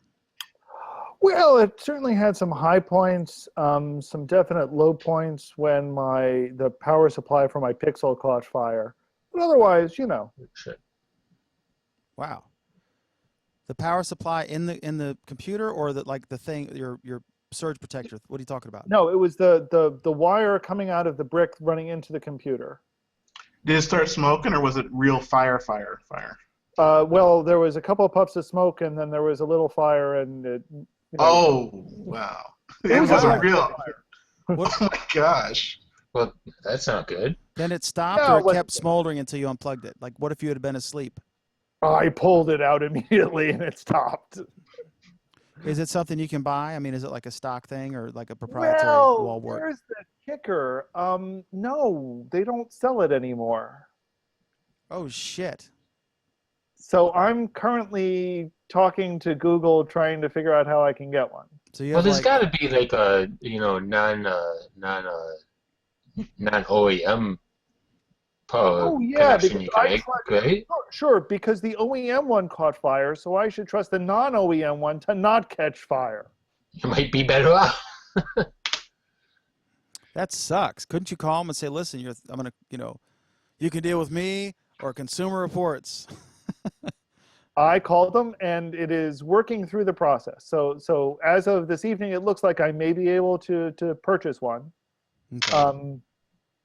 But apparently it took escalating the issue to actually get me to that point. So you, of course, you didn't pay for the thing, so. Right. Yeah. Well, that was actually one of the interesting things. Is I said, I'd like to purchase a replacement one, a replacement power supply, because it's out of warranty. I know it's out of warranty. It's perfectly reasonable for me to buy one. And their reply was, "Sorry, it's out of warranty. We can't replace it for you." And I said, "Well, okay. Can I buy one?" And that caught them off guard, apparently. So we'll see what happens. This is Google support. This was Google support, and to their credit, somebody did answer the phone when I called, and he actually was in California, which was good. It was 5:30 in the morning in California, so I have my sympathies for him. But he gathered the information. He discussed with me what was going on, and he then sent it to whoever he was supposed to send it to. Normally at 5:30, man, you'd be right in Manila, or somewhere. Okay. All right. Google Plus Week is every Friday at 8:30 p.m. Eastern Time, 5:30 p.m. Pacific, 8:30 p.m. Eastern, 5:30 p.m. Pacific. We appreciate you watching our program and your comments, and we wish you a wonderful Halloween. Pam is already getting into the Halloween spirit. So we will see you in a week. Until the next time, have an awesome Google Plus Week. Cheers. Thanks.